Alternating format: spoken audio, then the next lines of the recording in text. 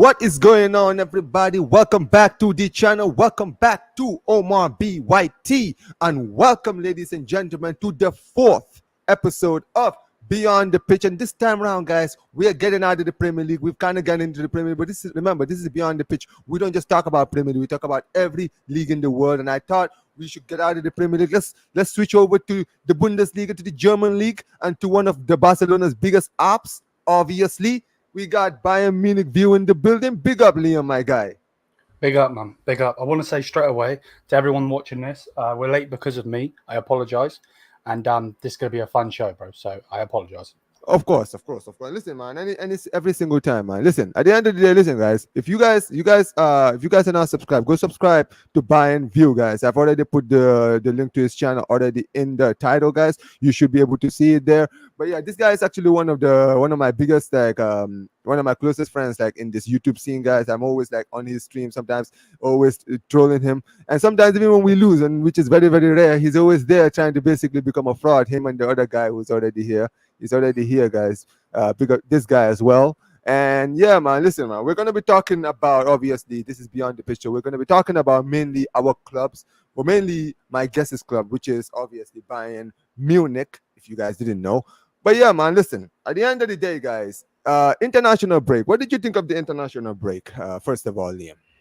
I hate the international break, bro. I don't mind it to the point where we actually get to see Wirtz and Musiala play. Yeah. Hopefully that will happen in Bayern. I'm sure we're going to talk about that. But yeah, but I just want to watch. I'm a club football man. I just want to watch club football. You know, I'm pretty sure you're the same. So no, I hear it. Yeah.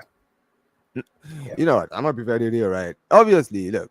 Sometimes I do like watching my country play on rare occasions, right? Don't get it twisted. When the Euros, Africa Cup of Nations, World Cup, yeah, we look out for those tournaments. Bro, I don't want to watch the Nations League. I don't want to watch friendlies, bro, and watching my players getting injured. Like Barcelona, bro, we'll get into it because this is a show between our channels. So I'll basically talk about it later on. But this is the downside. This is what I hate about the international break, because when you're in good form, right, you go to the international break, and then the players who are in the best form of your team will end up getting injured, and then your club has to deal with that.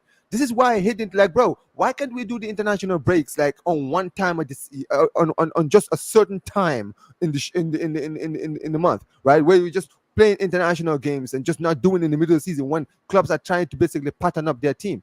It's an absolute joke, man. And listen, at the end of the day, it wasn't a great international break for my nations, right? Both of my nations is shit. I just watched my nation yesterday absolutely shit the bed against Mexico, right? At the end of the day, this is what I get for supporting this Pochettino prick.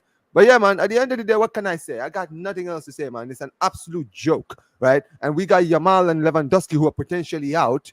Bro, it's peak for us. I mean, did you guys have any injuries or anything? I don't believe so. I believe so. Yeah. Yeah, no, I think we're good on that part. I believe we had injuries before Right. the international break, but yeah, Harry Kane playing for England is the most annoying thing, because he kind of is already injured anyway. You know, he's playing with knocks, yeah, that's true. Yeah, that is actually true, because I've actually heard that apparently he had a little bit of a niggle, and he didn't play against Greece, but he played against Finland. I didn't actually watch the Finland game. He did? No, me neither. I didn't watch either. I don't think he played. I could be wrong. I didn't actually watch the game. So I watched the game between Greece, so I know he didn't play in that game, but I don't think he did. And listen, if he didn't play, it's still a good thing for you guys. But yeah, listen, guys, we're gonna get the show started. And listen, Bayern Munich, obviously, as a Barca fan, this is not a club. This is a club that has given me too many PTSDs to basically get into. However, I will say this, right? Our clubs are going to be playing very, very soon. In fact, we're playing next week around this time. We're going to go into detail about it. I will be on Liam's channel, guys. If you guys are not subscribed, go subscribe. And we're going to be doing the Bayern Munich preview on the Bayern View show on his channel. But yeah, basically, before we do get into that, let's talk about basically the season so far, right?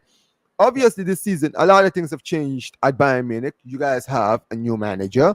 There's been a lot of issues that have happened basically since, right? So far, how would you? What is your honest assessment of the season so far as a Bayern Munich fan? Yeah, straight away from it started amazing. We were smashing teams to the point where three consecutive games we were scoring ridiculous goals that added up to 20 goals. Obviously, Dynamo Zagreb are one of those teams who smashed 9-2, which I don't think we're going to be beating any other team 9-2, to be perfectly honest with you. And I'm hoping that Arsenal are going to smash them as well, just to show that they are terrible. Yeah. But knowing Arsenal, they'll end up losing. But anyway, No, we know, bro. But Arsenal in the Champions League. 100, bro. But yeah, no, I'm happy with what company's doing. I like the way we're playing. Obviously we had Thomas Tuchel. I'm sure you're probably going to banter me about him at some point. I'm happy. The last 3 games we've obviously stagnated. It wasn't the best. He's not playing Polinia. He's got his favourites. But yeah, I would say I'm happy. We're top of the league. You can't really be mad at being top of the league, Of course. No, I hear it. And look, at the end of the day, obviously last season was not a good season for Bayern Munich in every single standpoint. I don't think you guys didn't win any trophies last season, did you? Nope. So that's the first, bro. That's like what was the last time you guys won trophyless in a season? We're talking like 10, 15 years ago. Let's be real, because I think 2012. I think 2012 was the 2012. year. So we're talking 12 years, right? Yeah. So 12 years. No, Then we won the treble. 12 years basically. Yes, 12 years. You guys have not. This is when Dortmund was still good. This is when Dortmund had Lewandowski, Reus, Gundogan, and all of these players. Bro, this is a long time we're talking about here. And look, I do understand, which is crazy because in 2012 you guys finished below Dortmund. I think you guys were beaten by Dortmund in the Pokal final as well, 4-2. I remember that watching that game, and you guys lost the Champions League final to Chelsea that same year. So yeah, it definitely was not a good season. But hey, if there's any good side to it, is that the season later you guys won everything. Do you remember in 2013? So I will say this, right? I have had an opportunity to watch Bayern Munich this season, and when you guys brought in Company, it was very, very strange because obviously Company got relegated with Burnley. So I was like, listen, at the end of the day, I saw him in the championship. He played amazing football with Burnley and absolutely destroyed the championship. So when he came to the Premier League and he tried the same thing with the Premier League with the players that he had, it didn't work out. It was a complete 360 when he came to the league, right? He got exposed and ended up going down very, very, very quickly, right? And when Bayern Munich hired him, it was very strange because you can look at it in so many different ways and say, well, maybe they brought in Company because at the end of the day, they didn't get the people that they wanted. Like, obviously, one of the people, I've already mentioned this, people are going to say, oh, but it was just a rumor. Listen, we know that apparently Ten Hag was being linked to your club in the summer as well, right? There was talks that you guys were talking to Tuchel to give potentially him staying for another season, and he refused, right? And in the end, you guys ended up settling with Company, which is what it looked like. It looked like you guys settled with Vincent Company. And I would say this, if Vincent Company, and the way I kind of looked at it was like, well, at Bayern Munich, he's going to have different players to deal with, unlike at Burnley. He's going to actually have quality players, right? If he implements his system with these quality players in a different league, how will his style work in the Bundesliga? Maybe we might see this how Burnley were in the championship in the Bundesliga, because obviously Bayern Munich are the big dogs in the Bundesliga. And people are going to say Bayern Leverkusen and all of that. Listen, Bayern Leverkusen had a great season last season, but Bayern Munich will always be the big dogs in the Bundesliga. That is for sure. That's why when Bayern Munich fans say the winning Bundesliga is the minimum, it's not a joke, because at the end of the day, they're always winning it every single year. So at the end of the day, I see where they were coming from. Maybe they were like, listen, he plays attacking style. We kind of play the attacking style as Bayern Munich played this attacking way. Maybe, we'll see. Maybe that is the way they were trying to go for, right? However, I've been hearing a lot of complaints, especially from Ahmad. Big up to Zier Talks. Make sure you guys go subscribe to Zier. He was very, very worried about the transfer window, right? I don't know about you. What did you think of the transfer window personally? Yeah, no, wasn't happy with it at all, mate. We got the Polinia deal, and that was basically wrapped not quickly, because we still didn't get him in until the end of the Euros when Portugal got eliminated. But we got that six. We haven't had a six since Javi Martinez. So we needed that six, and we were dying for that six for a long time. Obviously, we did have Thiago, but he was an odd player, Thiago, because he was literally an 8 being a CDM at the same time. I know that kind of sounds no sense, but that's what he was doing. He was being a destroyer in that midfield. So I was happy with that. Ito, I didn't really expect it to happen, but we got him in. And yeah, from there was another player. How can I? Olise. How do I? Olise, yeah, Michael Olise. Yeah. Again, another player I didn't expect to come in. I thought he was going to Chelsea. And a very quality player, to be fair. Yeah, I mean, 100%. very quality player. 100%, yeah. But yeah, I wasn't happy. They had a deal with Jonathan Tah. They then sold Matthias de Ligt and Mazraoui. The deal with Bayer Leverkusen was to, we basically told them, we will sell these players. And then when we get the money for them, we're going to come to you and we're going to take Tah. You can have the money, blah, blah, blah. Then they set a date, blah, blah, blah. It doesn't happen. We kind of screwed them over in that sense because they, the player over as well. So yeah, I wasn't happy with it at all, mate, to be honest with you, because at the end of the day, it will be paper over the cracks that we got Polinia, but at the same time, he's not playing. So we may as well, we spent 50 million for no reason, basically. Basically. So what on your honest opinion, which players which areas did you think that Bayern Munich seriously needed to adjust during the summer personally? Well, definitely a centre back. I had a real good feeling that De Ligt would go.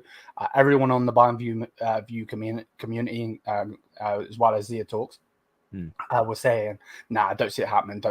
And I knew it was going to happen. I'm not trying to be that guy, but I knew it was going to happen because of his injury history, because of his wages, and because out of all of the centre backs, he was the guy that could get the most money.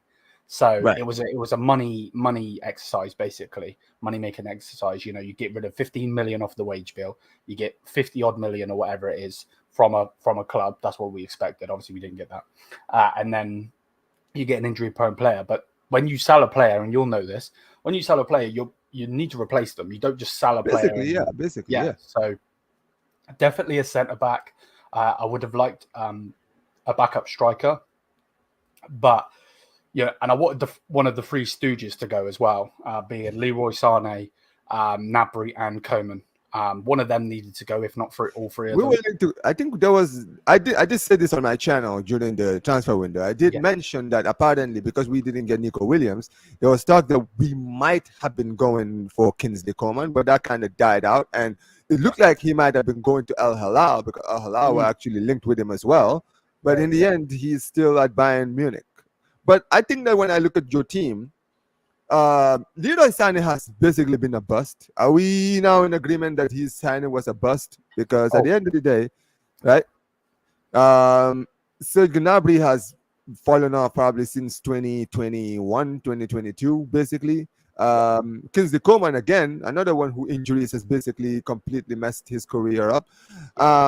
Bringing in Olise was a very, very smart deal. I do agree that you guys needed to kind of, get some other players in. You guys definitely need a defender. Like having Upamecano and Kim Min-jae as your center back partnership, bro, like that is nuts. Like I understand that De Ligt was on a lot of money, but on paper he was your best defender. Yes, right. Yes. And you sometimes you have to be you kind of have to lead the room, right? At the end of the day, you can't just say, oh, well, because he's on a lot of money, we got to get rid of him. You understand what I'm saying, right? If you know that at the end of the day, he's your key player. Right now, he's at Manchester United. Manchester United are awful this season. They are awful. De Ligt is not one of the issues. Mazraoui, we know why Mazraoui was sold. Let's not pretend. You know, I know. People who don't know, go check, okay?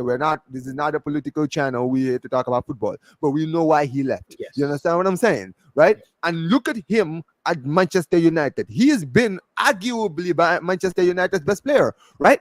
Who's your current right back? Who is it Sasha Bowley who's your right back? Yes. Yeah, Sasha Bowley. I rate Sasha Bowley. He's actually very good. I don't think he's great. I think that he's okay. You understand what I'm saying, right? And obviously, Kimmich can play in that area. However, I look at Kimmich and I'm like, I would rather you guys play a midfield of Paulinia and Kimmich, because I think that would be a better midfield option than having. And even Paulinia is not even starting for you guys, which honestly I don't understand, because Goreshka is absolutely done. He's finished, right?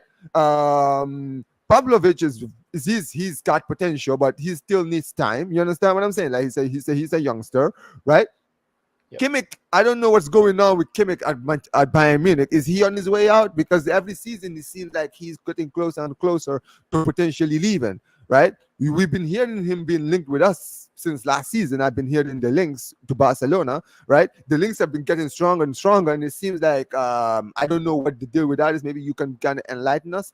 But I look at your team and I'm like, there's clearly a lot of changes that have happened to this club, which honestly I don't understand as a guy watching it from the outside, right? Because I've always believed this as an American, which is that the term we always use: if it ain't broke, don't fix it.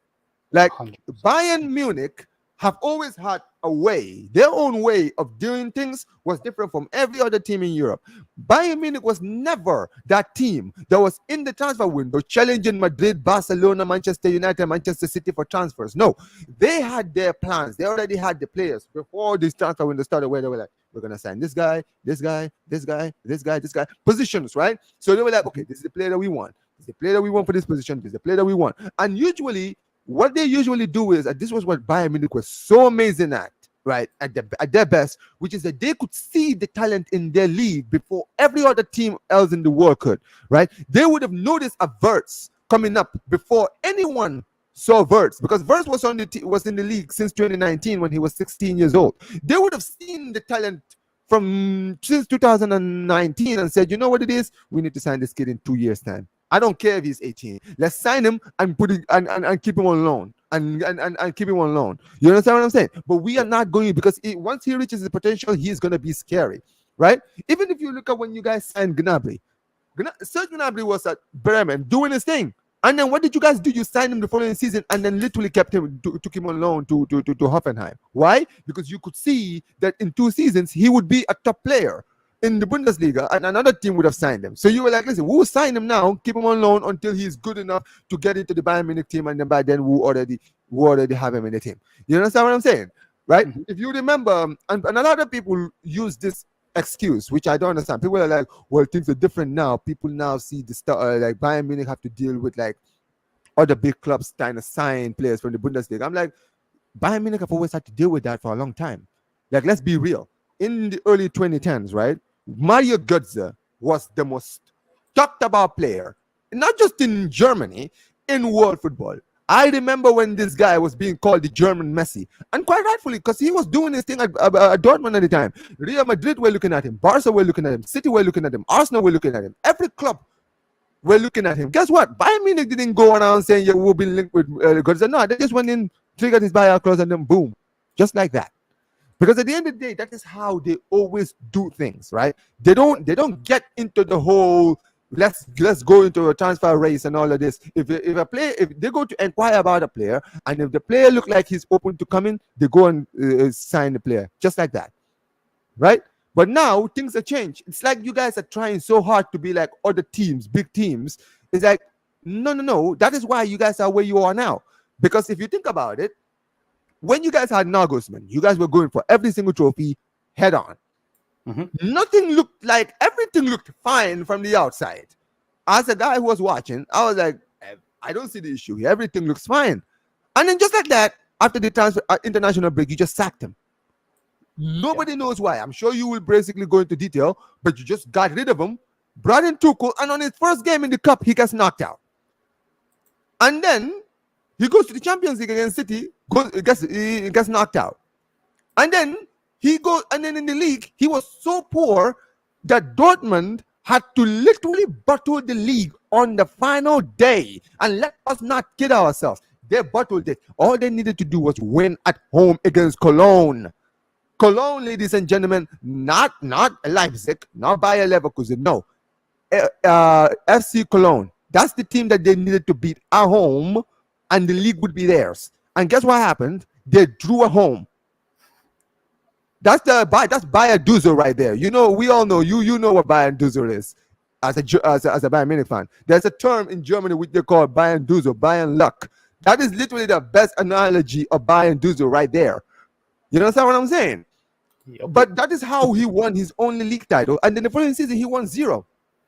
So yeah, man. At the end of the day, this is the biggest issue that I have seen at your club, right? But where do you think? Why do you think like Bayern Munich just decided to change everything? Why in your mind do you think that they wanted to do that?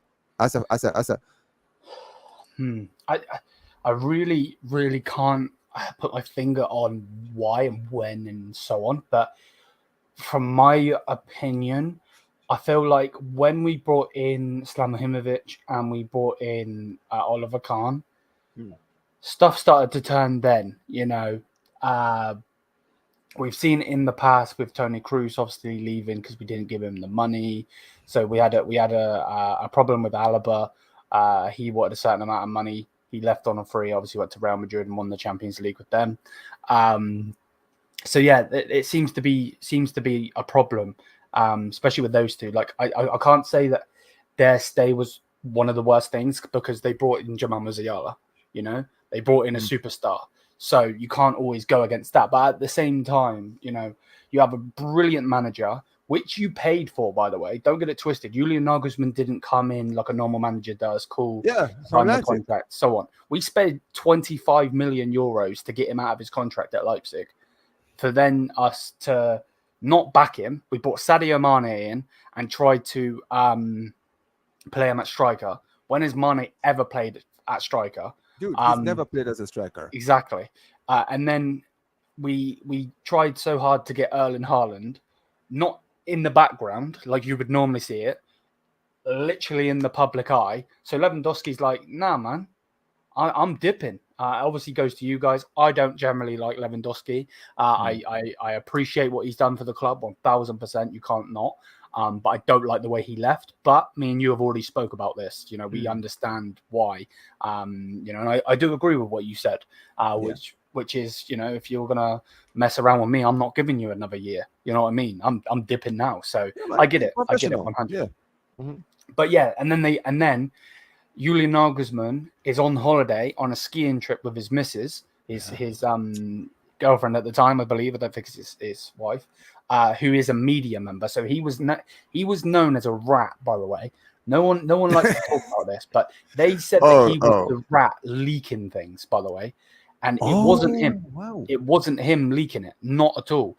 You know, he's on a skiing holiday and he finds out on social media that he's been sacked. How bad is that?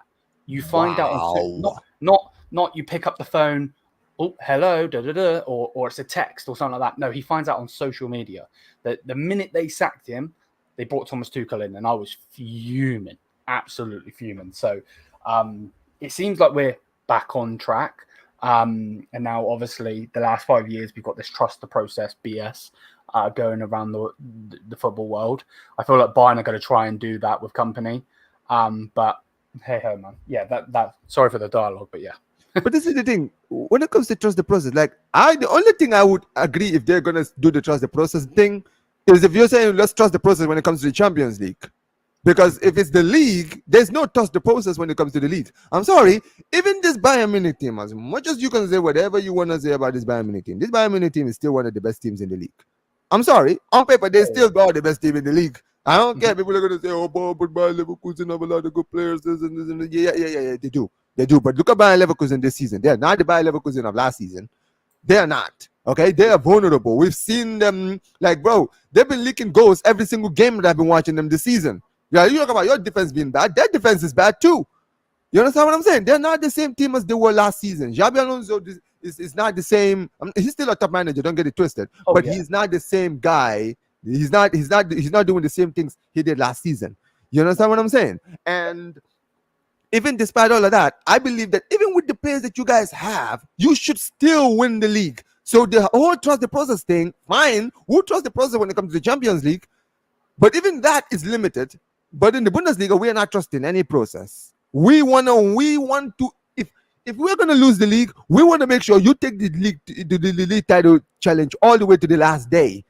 We're not doing what we did last season, where we were never in the title race at any point in the season because Bayer Leverkusen were just going on a madness, and we literally had to finish third. Which, by the way, everybody seems to ignore the fact that Bayern Munich didn't finish second last season. They finished third behind Stuttgart, ladies and gentlemen. They finished third. You want to know something as well, mate? I called that in January. I said, I guarantee we will finish third. And people are like, what? Who's going to come above? I'm like, Stuttgart under Hunes is going to finish. He'll finish second and he will get them into the Champions League. I called that. And it happened. You know what I mean? So. Oh, yeah. Ole Hunes is actually their is he like the higher up now? We got Ole Hunes as the higher up. And then Sebastian Hunes is the manager of Stuttgart. So it's his. Ole Hunes is the higher up. He worked for Stuttgart. The higher up. Yeah. Sebastian. Because he used to work for Bayern Munich. Yeah. And then you guys got rid of him, and then he went to Stuttgart, and then all of a sudden Stuttgart now is looking like they're European like in the European places. And how many seasons now? Like, bro. Ole Hunes, like, that's the thing. That's why I believe, for me, that's why I think that everything kind of started collapsing when it came to Bayern Munich, the moment Ole Hunes walked out of the club. Because, listen, don't get it twisted. I am a huge historian, right? I might be a Barca fan, but I'm a European fan. I know a lot of Bayern Munich history, right? People who know a lot about Bayern Munich history don't realize the impact that Ole Hunes brought to the club. This guy, when he retired back in the mid-70s, right? When he was like in his 20s, he was in the Bayern Munich higher ups when they were broke and having financial issues, and he literally got them out of it, right? And was literally keeping this club relevant until the 2010s. You understand what I'm saying? If you look at Bayern Munich today, people don't realize, right? Bayern Munich, there was a time in German football that Bayern Munich were not having it the way that they're having it now. When Ole Hunes was in charge, Hamburg, Dortmund, Cologne, Munchen, Gladbach, all of these clubs were like up there with Bayern Munich. And now Bayern Munich were not having it all their way. It's only during the 90s, like late 90s, not even early 90s, because early 90s still, Bremen and all, and Kaiserslautern and all of these clubs were literally winning the league ahead of Bayern Munich. You understand what I'm saying? It was literally in the late 2000s, in the early 90s and late 90s, around 98, 99, when you guys won the Champions League final against United. That was when Bayern Munich really started becoming Bayern Munich. And then entered in the 2000s, they were always in the Champions League places, Champions League finals, semi-finals, all of those areas, and they were always in the league title, like bare minimum finishing second or winning the league. But most of the time, they were winning the league. You understand what I'm saying? And this was the consistency he had for over 40 years as one of the higher ups. I think wasn't he the president of the club at some point? Right? The president of the club for 40 years, right? During his reign, Bayern Munich were consistently in the title race and consistently in the semifinals. He left, I think, was it in 2021? He's still there. He's still there. Oh, he's still there, but he doesn't. But he doesn't. But Ole Hunes is now doesn't have. I'm gonna be real, because Ole Hunes now. You hear Salihamidzic, you heard about Oliver Kahn when he was there. It looks like those guys were the ones that were doing the job when there was a time that Ole Hunes was actually the guy who was actually directly. I'm not saying directly the one controlling everything, but you could see that there were a lot of things came out through him. You understand what I'm saying? Whereas now I feel like they kind of took a little bit of his power away. You understand what I'm saying? Around the end. And that's why you see now at Bayern Munich, right? Things have kind of changed. They've kind of changed everything when they didn't necessarily have to, right? Change can be acceptable when things are changing, when things are not doing well. You don't change when everything's doing well. And the same thing applies with even sacking managers. Why? Who, like Bayern Munich, like even as a Barca fan, right? And even like at Real Madrid and all these other clubs who sack managers here and there. When we sack managers because they're not doing well. Xavi got sacked because he didn't win anything last season. That's why he got sacked. You understand what I'm saying? The reason why right now a lot of Madrid fans are putting pressure on Ancelotti is because this season they're watching the season. They're like, bro, we're not playing well, right? And we're literally so far behind, and we have a great team. You understand what I'm saying? Yeah. With Bayern Munich don't have any other complaints. Bayern Munich were comfortably in the top of the table. They were comfortably in the champion. Bro, they did not lose a game in the Champions League that season. Are we just gonna ignore that? That season in the Champions League, when Nagelsmann was in charge, they did not lose a single game. We were in the same group with you guys. You guys beat us 2-0 at the Allianz Arena and 3-0 at the Camp Nou, right? You guys beat every team that season, including Inter Milan, who went to the Champions League final that season, if I'm not mistaken, right? Yep. You beat them twice that season as well. Like, people ignore all of this stuff. This season, in the round of 16, you play PSG, Messi, Neymar, and Mbappe, and did a double on them, right? Beating them twice that season. And then literally, you guys went to what, semi-finals, quarterfinals of the Pokal, still didn't lose a game, and then just like that, you guys sacked the manager, and you just like that, boom, every single thing you worked for that Everything season just went dipped, straight to the ground. I'm like, bro, that is genuinely, and that's why I was like, I completely understood why they got rid of Oliver Kahn. I completely get it. Because at the end of the day, whose idea was it to get rid of this manager in the middle of the season when we were going for everything, and that we literally now have to literally hope that our rivals bottle it on the final day for us to go the whole season without winning a trophy? You understand what I'm saying? Put it this way, right? Bayern are that ruthless, right? That on the day that we won the league, Oliver Kahn dipped. He knew you were sacked. They told him, right? And then they went on the pitch, and there's a video of it of someone going over to Slamahimovich and whispering something in his ear. They told him straight there at the celebration, "You're gone." Like, that's how ruthless we are. You know, we don't. And you know what? That was beautiful. I know, you know what, right? That was, you know what? That I'm gonna be honest, right? It still felt that even as a neutral, I'm like, of course, like, come on. Salihamidzic and Oliver Kahn were the ones who thought it was a good idea during the middle of the season. Like, listen, my point is this, right? If you guys believe that there was a rat, whoever you think the rat was, right? You get rid of the manager after the season is over. You know what I'm saying? Like, even at Real Madrid, right? When they got rid of Del Bosque in 2003, there was a lot of tension in the season, that whole season. There was a huge tension. There was a fallout between Del Bosque, what's his name? Florentino Perez, and who was the sporting director at the time? I always forget his name, right? But there was a huge tension between the three guys the whole season, specifically the sporting director and what's his name? Del Bosque, right? And people knew it wasn't gonna end well at the end of the season. Guess what? At the end of the season, when the season was over and they won the league, during the celebrations of the league, right? That is when they told Del Bosque he would not be the manager the following season. And you know what? It brought a huge tension between the president and some of the players, because some of the players wanted like the key players like Raul, Hierro, all of the stars, right? They did not want Del Bosque to leave, right? But obviously things had gotten to such a point where they did not see eye to eye, so they just thought, all right, we need to go our separate ways, right? But this is the thing. Despite all of it, they waited until the final day of the season after the league was secured, right? They didn't sack him during the middle of the season, because when you do that, right, you bring in a new manager when everything we've been doing has been working so far. The new manager now is going to say, all right, well, scrap everything that you guys have been doing that has been working so far.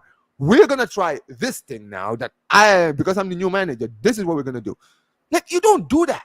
I'm sorry, you don't do any of that. Because at the end of the day, all these clubs that you see sack managers, when they sack managers, is because the team is not doing well and the players understand that this manager is not good enough. So whoever the next manager comes in, they will listen to him, because they were like, oh, well, whatever the manager was doing before didn't help us, and that's why where we are now. So we got to listen to this guy. Now imagine if you're Muller, what's his name? Delict, Koreshka, Musiala, Leroy Sané, Gnabry. You've been basically going for every trophy the whole season, and everything is going well. And then this manager just says, all right, listen, everything you have been doing so far, yeah, let's scrap all of that. We're going to try this now. It's like, bro, at the end of the day, it's like, bro, why are we changing anything if we're already doing well with this?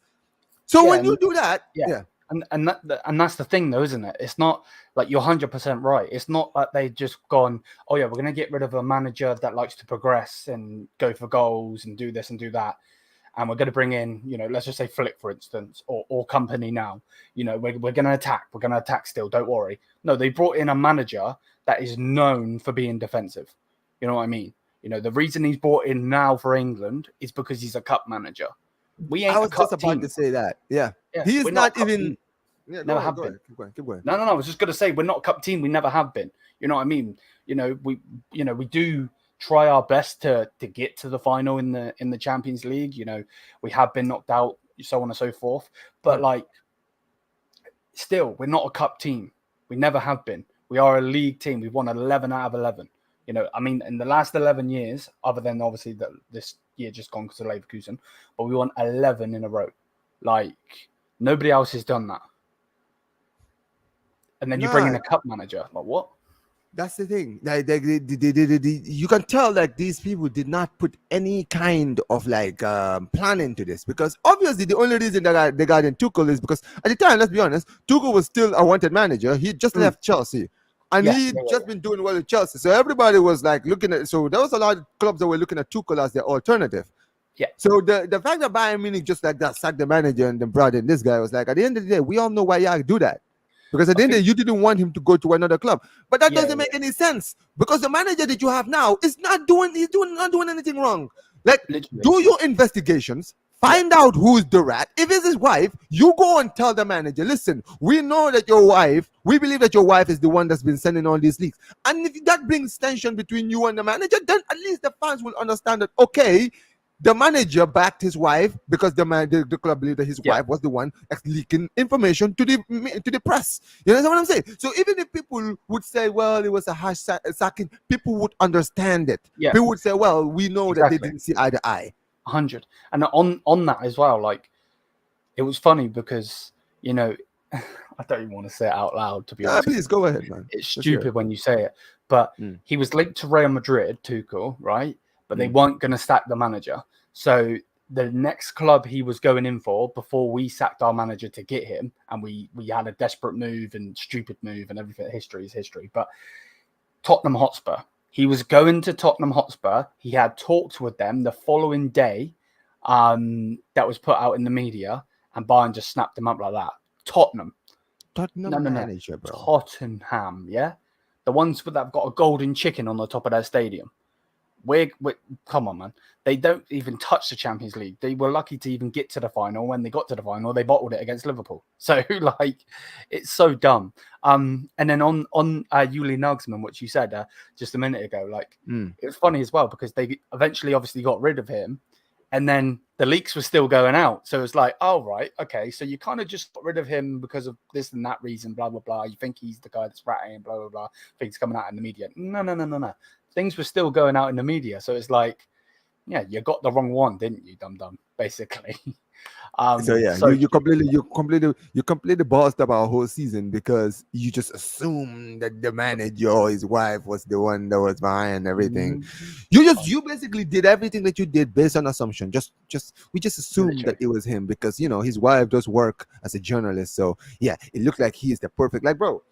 This reminds me of like when Casillas and Mourinho had that falling out, because Casillas' wife at the time was a journalist, right? So people would believe that he was the one that was sending leaks to like he was telling his wife what was going on at the club, and then basically and then the wife was basically sending like the information out there, and this ended up being the falling out. But that was all speculation. That was never proven ever. You understand what I'm saying?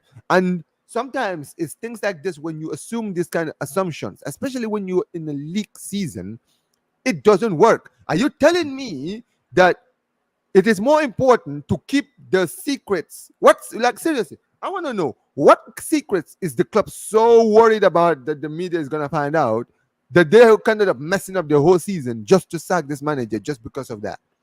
Literally. Because at the end of the day, that's the question we need to know. Right? At the end of the day, Bayern Munich are like this whole thing, right? This whole situation, all of this mess, right? It's ended up culminating to what you're seeing Bayern Munich as today. If you look at where Bayern Munich are today, that mistake is the reason why Bayern Munich are where they are now. Because at the end of the day, you got rid of the manager, Brian Tuchel. Tuchel came in, completely bossed up every single trophy until the final day when he ended up having to hope that his rivals bottled it. He won the league. The following season, guess what? He wasn't so lucky because Bayer Leverkusen destroyed everything. Even Stuttgart had a better season, right? Yep. Like literally, you guys were poor in every single, like, bro, you guys did the semi-final of the Champions League, but even you will admit right? Let's be real. You guys were lucky to be in the Champions League semi-finals. On a real, because think about the teams you played. You guys played, I think, Lazio in the round of 16. You beat We, Lazio, yeah, but you but we lost in lost the first leg. we lost in the first leg. Leg Yeah, 1-0. 1 yeah, 0. 1-0. And Yep. then, yeah, you won the second leg. Great. You went against Arsenal, who we know. When it comes to Arsenal, bro, I predicted you guys would beat Arsenal. I was like this. I don't care if Arsenal are going for the league. I watched them against Porto. They had to survive. They were fighting for their lives against Porto. Porto, ladies and gentlemen, the team that Barca beat twice that season. They were struggling to beat that team. So at the end of the day, if they struggle against Porto, Bayern Munich will take their chances. And you know what you guys did, right? That first leg, right? You guys took your chances and you went left with a draw. I was like, yeah, they're going to win. Guess what? In the second leg, Bayern Munich are going to find a way and they're going to win. And that's what happened. You guys found a way and you won, right? And at the end of the day, guess what? You went against Madrid. And listen, at the end of the day, you guys actually played much better than I expected against Madrid. You guys definitely gave them a good game, right? It was a good game. At the end of the day, it's Madrid in the Champions League, bro. We've seen this too many times. You understand what I'm saying, right? However, in the league, you guys were nowhere near. I've already said this before. When it comes to cup competitions, anyone can beat anyone. I've been watching football too long in my lifetime to have seen this happen too many times. Every time you think, oh, this is where it ends. No, no, no, no, no, no, no. We've seen it before. How many teams have we seen win trophies out of nowhere? Look at when Chelsea won the Champions League. Were Chelsea the best team in Europe? Absolutely not. They were not. Barcelona were better than them on paper. Bayern were better than them on paper. Real Madrid were definitely better than them on paper. Like there were so many clubs around that time that were better. But guess what? In 90 minutes in a cup competition, it doesn't matter because anyone can beat anyone. That's what they did. They found a way, they found a tactic, and it worked. Right? When they played us in the Champions League in the semifinals, they beat us 1-0 at the Stamford Bridge. They had to fight for their lives for that 1-0. Right? Because we were absolutely dominating them in that game. But guess what? They left with a 1-0 victory. And you know what happened in the second leg? We dominated them, got a 2-goal lead. Guess what? They got the away goal, and then just like that. They got the away goal, so now they're going through. They had to defend for their life for 90 minutes, 90 plus minutes, right? Yeah. And then in the end, they sealed it with a late Torres goal.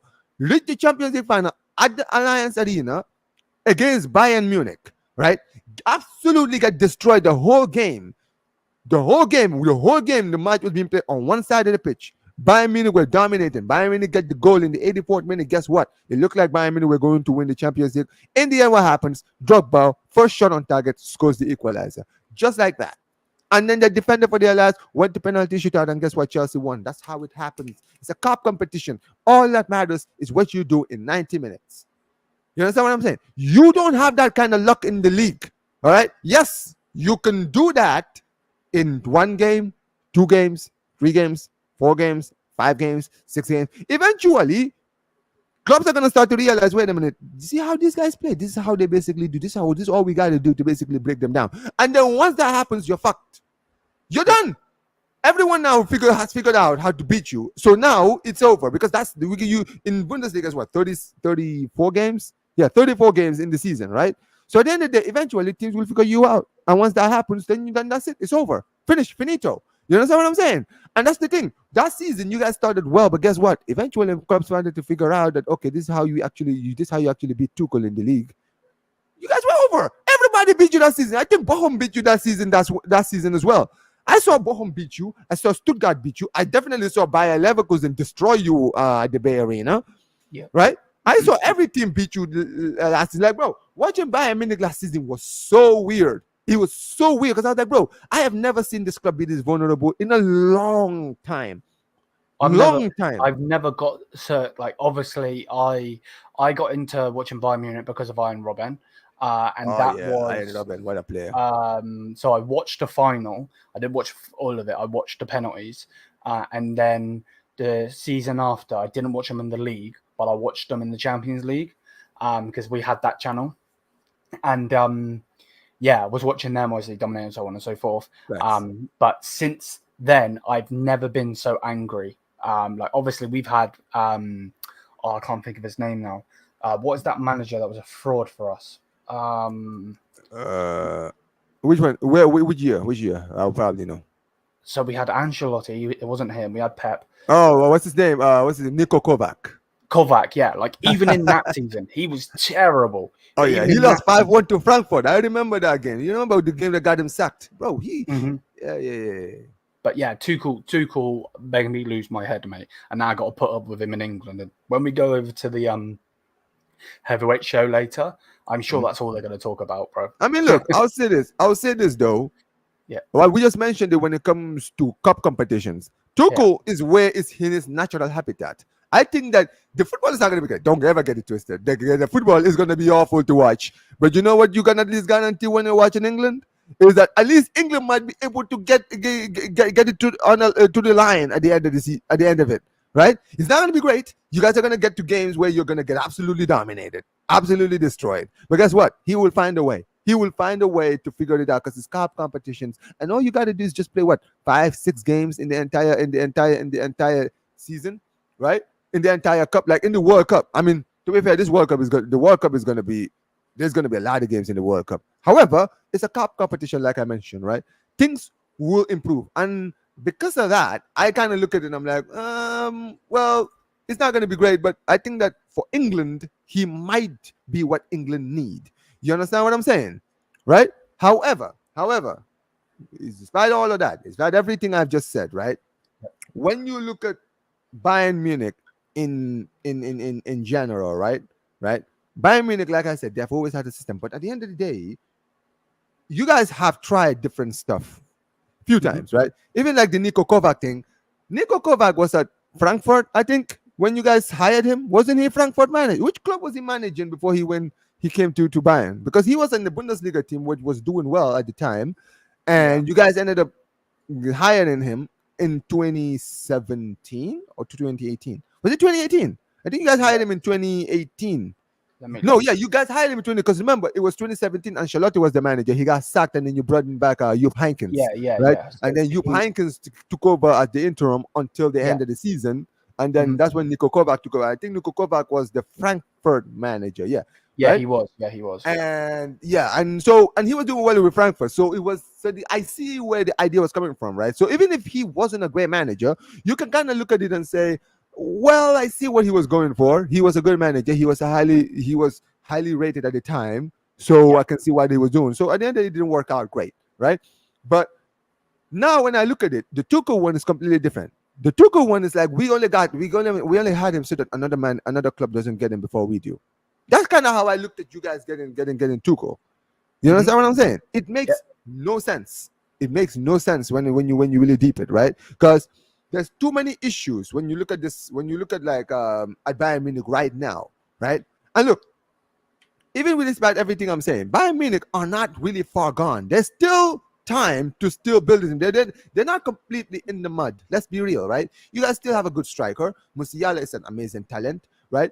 Leroy Sané not been good enough. Musiala, Olise, great player, right? Pavlovic, I actually rate him very high. I think he's going to be a very, very good midfielder in the future. Goretzka needs to go. He's completely done out here, right? You guys need to stop playing Paulinia. I don't understand what the manager is not seeing in Paulinia, right? Kim Yeah. Min Jae and Upamecano. Listen, I've already said this about Kim Min Jae. I don't rate him very highly. Don't get it twisted. And I know you don't either. I know Zier doesn't rate him either, right? However, this is the thing with Kim Min Jae. I've said it to you. I've said it to Liam, right? I'm sorry. I've said it to Ahmad. I've Zero. told him, look, when it comes down to it, I think that Kim Min Jae, if he has a good partner, Yes. a great partner, Yeah. he will actually be a good centre back. It's kind of like when Gabriel was at the Arsenal in the beginning. People forget how bad Gabriel was before Saliba came around. They called it the bozo. Like that's the reason why they used to do the term bozo gene. Where do you think that came from? Because he had his moments of mistakes, just like we see Kim Min Jae have his moments of mistake. You understand what I'm saying? But you look at him alongside Saliba, bro, he's looking like one of the best centre backs in the league. I'm talking about Gabriel, right? Like there are some games where Gabriel is actually better than Saliba in the team, but that partnership works. You understand what I'm saying? That partnership between the two works. So when you bring in a center back like Kim Min Jae and you pair them up with an absolute bum like Upamecano, Yeah. right? Bro, of Mhm. course you're gonna get exposed because both of these because they don't complement each other. You understand what I'm saying? And at the end of the day, this is what I've always said. Upamecano he has literally been one of your worst. Like I've already said this. This guy is genuinely one of the worst signings I've seen at your club in a long time, a Mhm. very long time. Because from the moment he arrived in 2021, in 2020, no, was it 2021, 2022? I don't care. But dude, 2021, I believe. 2022, when this brother arrived, from the moment Mhm. he arrived, bro, I could see this guy was not it. Like literally, the first 5 games, I was like, no, no, no, no, no, no, no, no, no. I don't understand why this guy was so hyped. Like, dude, I never watched him at Leipzig, but people were always talking about this guy. They were like, No, oh yeah, to, Upamecano, one to of be the up and fair, coming. to be Yeah. fair, I watched him at Leipzig. I thought he was amazing. To be honest Mm. with you, I'm not even gonna lie. I'll hold my hands up on that. And also, he's actually still amazing now. But when he's in a French shirt, not when he's in a Bayern shirt. When he's in a red shirt, he just turned into Upper Maguire, Upper Yeah, McLaren, yeah. what we call him. Like, yeah, like No, I don't get it. You know, there was two. sometimes look, it's kind of, you know what, Maguire, the upper Maguire thing is probably the perfect analogy because Maguire plays well for England, but watch him for Manchester United, absolute bum. You Yeah, understand what I'm saying? yeah. And Upamecano, there are certain clubs, right, that are too big for a player. I think that when he was at Leipzig, he wasn't really being. Maybe he might have been one of the but like when Maguire was at Leicester, people rated him very highly. They considered him one of the best centre backs in the Premier League at the time, right? Yep. However, despite all of that, big up Sheik, man, every single time, big up Sheik every time, bro. Big up, bro. But yeah, when you look at what's his name? Yeah, McLaren. Upamecano, right? When Maguire was at Manchester United, when he was at Leicester, he was Yeah. actually highly rated at Leicester. When he went to Yeah. United, that's Mhm. where people were finally were like, all right, now you are the big club. Let's Now, see what you can do. You understand yeah. what I'm saying? And Mhm. then he completely tanked. From the moment he arrived, bro, from the moment he arrived, he was not, there was no point. Like, Sheik, you're in the comments. I'm sure you will even attest to this, bro. Like, what would you say was what season would you say Maguire had his best season? I can't tell you. And I watch the Premier League every single season. I'm not saying he's dreadful every game. However, Yeah. you guys, they signed him for 80 million. Let's never forget, they signed him for 80 million. This guy has never repaid that 80 million been put on him. You understand what I'm saying? The same thing applies with Upamecano. You understand what I'm saying? This guy was highly rated before coming to Bayern Munich. When Bayern Mhm. Munich signed him, everyone was like, "Yeah, Bayern Munich have signed such a top defender, this and this and this." You guys had Delict and Upamecano once as a centre back partnership, and guess what? Yeah. It didn't work. Yep. Right? I think honestly, listen. You watch more Bayern Munich than me. How many times did you guys see Kim Min Jae and Delict as a centre back partnership? Less than 5, I think. Dude, that's my point. Like, think about that, right? If Delict was fit and you guys had a chance to see that partnership, maybe you guys would have seen the partnership that might have helped you this season. Because I think that Delict is a good centre back at Manchester United. He's doing well there. Like, that's one thing. Like, they can blame a lot of players from different areas in the team. One area that people are not going to blame is the centre back partnership because Lisandro is poor. However, Delict is not really been that bad. I can't even say like he's been at fault at anything. You understand what I'm saying, right? And when I look at your club right now, Bayern Munich, your biggest problem right now at your club is your defense. Your defense is the reason why you guys are not going to win the Champions League. I'm sorry, because I think that going forward, despite the fact that go ahead. No, you're right. You're 100% right, and that's why I've been saying for the longest time, since the summer window when we didn't get Jonathan Tah in. It looks like we're now going to bring him in on a free next summer, but that's not going to help us now. We're talking about now. We're not talking about then. This isn't WWE where it's long-term booking. This is right now. So I personally would love nothing more than Bayern Munich to dash 20 odd million and say Van Dijk, come over. We need to go and get someone in January. Now, the likelihood of that happening is zilch, to be quite honest with you. I don't see it happening at all. But and obviously there's been this news article put out there not so long ago that Bayern Munich could spend 100 million every single season. The reason they don't is because they want to stay on top. They want to stay afloat. They don't want to spend too much and then do a Manchester United with Maguire, 80 million it flop. What's he worth now? 20? Less than that? Basically, You know? 20, 25, something like that. Exactly. No, go ahead. So that's generally how I see it. No, look, listen. Yeah, Let's go see. You see, when it comes to football, right? On a seriousness, as a Barca fan, I completely hear that. Because, bro, do you look at the amount of players we've signed, bro? We spent 150 million on Coutinho. He's been one of our worst signings ever. While we Yep. spent 110 on Dembele, complete flop. Griezmann, 100 million, complete flop. Yes, at the end of the day, these were all risky signs. And listen, I'll tell you this. We had clowns. Wow, the guy who was in charge of our club was an absolute clown because anyone and their dog would have told you that these players were never going to work. I was telling people in 2018 that Coutinho was not a Barca player, but when he was at Liverpool, people were trying to sell this guy to me that, oh, Coutinho, look at him at Liverpool, bro. He's one of the best players in Liverpool. I'm like, bro, yeah, he's the best player in Liverpool. He's not going to be the best player at Barcelona. You know why? Because he plays the same position as Messi. If you want to get the best out of Coutinho, you need to put him in the Messi role, and he's not going to play Messi's role. You understand what I'm saying? Yeah. So you're spending 150 million on a player that was never going to succeed at the club. Do you not think though? Sorry to interrupt you. No, do go you ahead. Do you not think though that because he was Brazilian, because he played on the left wing for Liverpool, that they were like the new Neymar? Bro, listen. First of all, that is utter nonsense. I'll tell you that. Because if you look at even when he was at Liverpool, right? When they had Salah, Mane, Firmino, bro, that was the front three.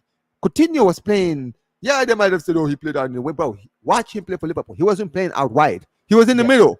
In the middle. You understand what I'm saying? Yes, the formation would rotate, but he was mainly working in the middle. When he's at Barcelona, he's not gonna work in the middle because, first of all, he is not an Iniesta type of player. You understand what I'm saying? He's not an Iniesta or Rakitic or Xavi or any of these players kind of player. He is a Messi type of player who you basically give him the ball and basically he orchestrates everything. Yeah. And at Barcelona, we already have that. You understand what I'm saying? So when you spend 150 million, bro, you're going to be starting him. You're going to basically mess him up. That's what happened. He came in, don't get it twisted. When Coutinho arrived, he was playing well. In the start of the season, when he arrived, right? But guess what? The following season, when he had time now at the club, and they were like, all right, play on the left. When we put him in the left wing, guess what? He completely bumped. Completely bumped the following season. You understand what I'm saying? And at the end of the day, we ended up having to loan him to you guys. And even at Bayern Munich, he didn't even start a lot of the time. Because guess what? Muller was in the team doing well.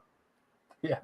Do you see what I'm saying? Yeah. Like at the end of the day, there are certain players for certain clubs that just don't work.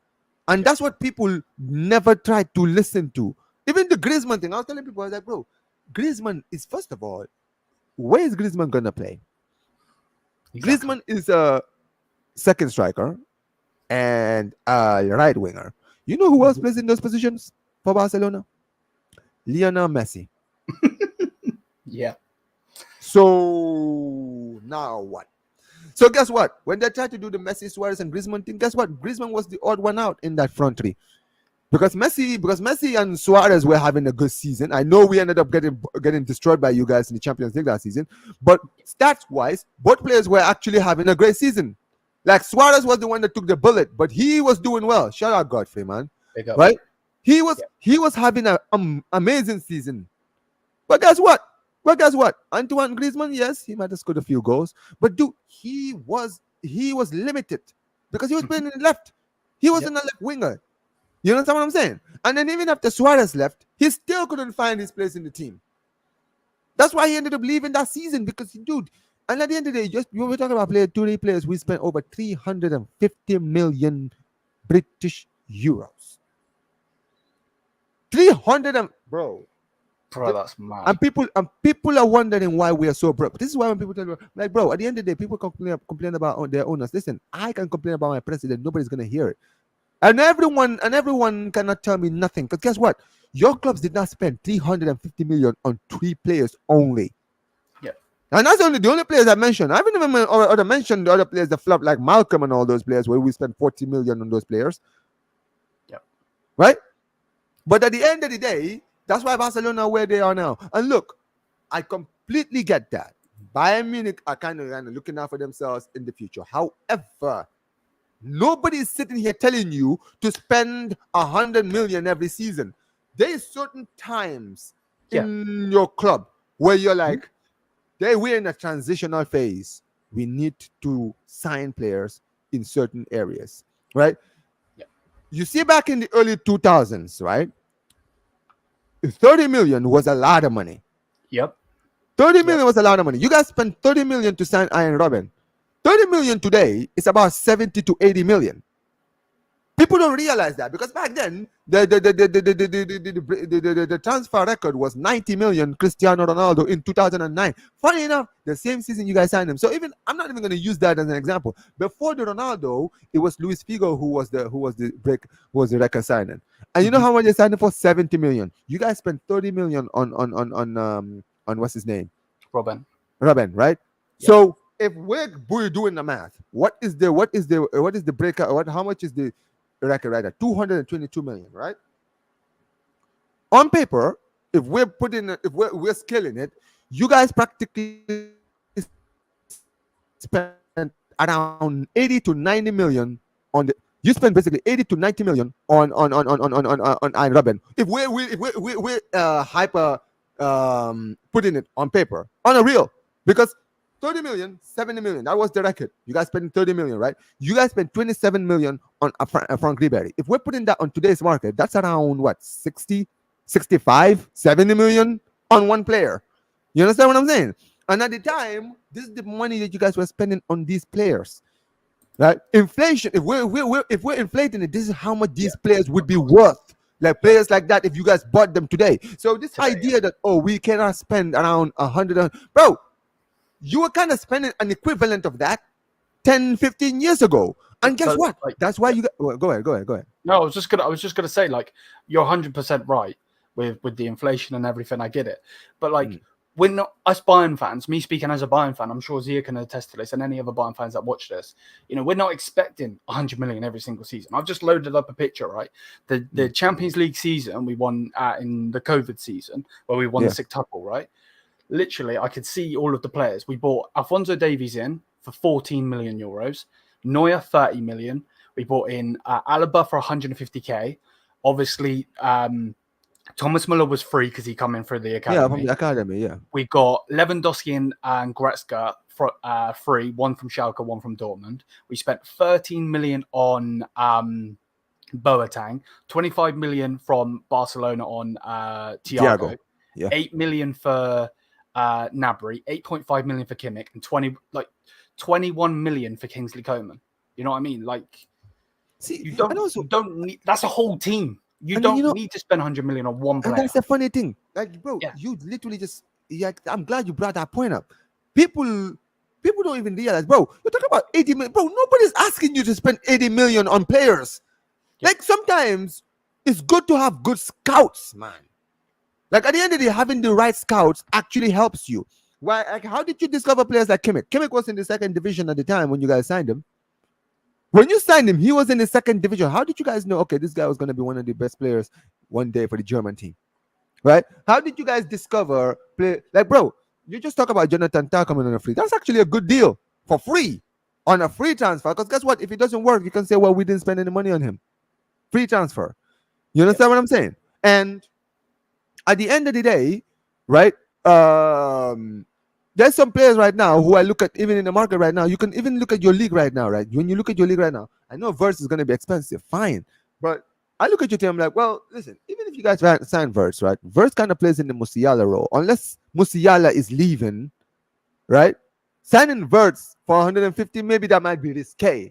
Don't get it twisted. It's still, he would still improve your team because that's a top player right there. However, even if you don't go for him, you can understand and be like, okay, well, we see where you're coming from. Understand what I'm saying, right? Because we already have Musiala. If Musiala leaves, then we can say, all right, then we have to go all out for Verts because now we need someone to replace Musiala in the team, right? But You look at right now your wings, right? You spend 80 million on Leroy Sané. First of all, Leroy Sané, when you guys signed him from City, don't get it twisted. He was a good player. He wasn't their best player. He Mhm. wasn't their best player. However, he had potential, right? Uh-huh. So I see why Bayern Munich signed him. But you guys were signing him for at the tail end of suffering an ACL injury. Now, Yeah. we know that ACL injuries can change footballers' Yeah. careers, right? You guys should have given him another season at City where you guys would have seen him at City and see that, okay, well, clearly he's recovered from the ACL injury, he's back to his form. All right, then let's go back for him then. Right? Look, yeah. But you didn't do that. You just said, Oh, sure. Straight away. we'll take the risk. This is Right? and that's why City were like, yeah, sure, take him. You know what I mean? Sure, take him. But the season, if I'm right by saying, wasn't even over when we signed him. The transfer market wasn't even open. People were like, what the hell was going on? He's a City player, and now he's sat in the room signing the contract, taking pictures, all of this. Like, what's going on? Like, and I just added up the that picture Go I ahead. showed. I said 120 million for a whole team. By the way, 120 million. That's a whole team. That's a whole 11. Like, it's Crazy, dumb. bro. So dumb. Bro, it's actually like ridiculous when you really deep it, right? Yeah. The amount of like nonsense that you kind of hear, right, in today. Mhm. Like I get it. Football has changed. Of course. Like, see, this is the problem, right? A lot of the issues that is happening at Bayern Munich is that your owners, the people that are running your club, they kind of get it in with the times and say, well, things have changed now. Football looks like this now, so we have to adapt. Well, you clearly you don't want to adapt because you don't want to spend the money that other clubs are willing to spend. Fine, you don't want to do that, but then there's a lot of players like the Bayern Munich's greatest strength was scouts in their league. Yes. You saw talents before other clubs did. Like other clubs, you would spot these. Like, bro, I remember when you guys even signed a goalkeeper from was it Hamburg? Nubo. Is it Nubo you guys signed from Hamburg? Was it Hamburg you guys signed him from? I want to say yes. Alexander. Let me look. Yeah, go ahead. Now listen, man, listen, guys. Are you not entertained? On the real, are you not entertained? We got 11 people in this stream, guys. Make sure you guys smash those likes, all right, guys? Guys, and make sure you guys subscribe to Bayern View. If you're not subscribed, make sure you guys subscribe, okay? Schalke, okay. Schalke, And you know what it is? At Schalke, he was actually considered, he was actually considered one of the highest rated goalkeepers in Germany at the time. So signing him worked out because you were like, all right, well, Neuer is in his 30s now. He's in his 30s. This guy is still young. We've clearly brought in the goalkeeper who's going to be the goalkeeper next. However, even now, right, Neuer is practically finished. I know people are going to debate, oh, but Neuer this and this. Bro, Neuer is not the same goalkeeper. He's not the same. Let's not play around. We know he's not the same goalkeeper. He's aged. You understand what I'm saying, right? Nobody is at Monaco right now, right? Is he at Monaco? He's at Stuttgart. Thank you. Yeah. Because he was at Monaco a few seasons ago, right? So he's at Stuttgart now. Stuttgart are in the Champions League. Wasn't he there last season? Yes, I believe so. So he was their goalkeeper when they finished top 4 last season, second last season. So he's proven that he's a capable keeper. It's about time that Bayern Munich now start looking at this and saying, you know what it is? It's time for us to finally take a step. To take a step and say, you know what, Neuer? You've been a great servant. I'm sorry. What's it been now? 13 years as the number one, as Bayern Munich number one, right? Yep. There's some point that you get in with the times. And look, you still have time. He's still your player, right? I'm sure there's not a buyout clause in the contract and on his loan at Stuttgart. I don't know if it is. I'm not sure. Maybe you can enlighten me. Yeah, however, he's about to sign a new deal. At Bayern Munich. Okay, then. Well, there you go. Now you've secured the player. So now you can say, all right, well, listen, go to Stuttgart, do your thing. Be there one of the best. That's like when Chelsea had Courtois at Atletico. He was one of the best goalkeepers at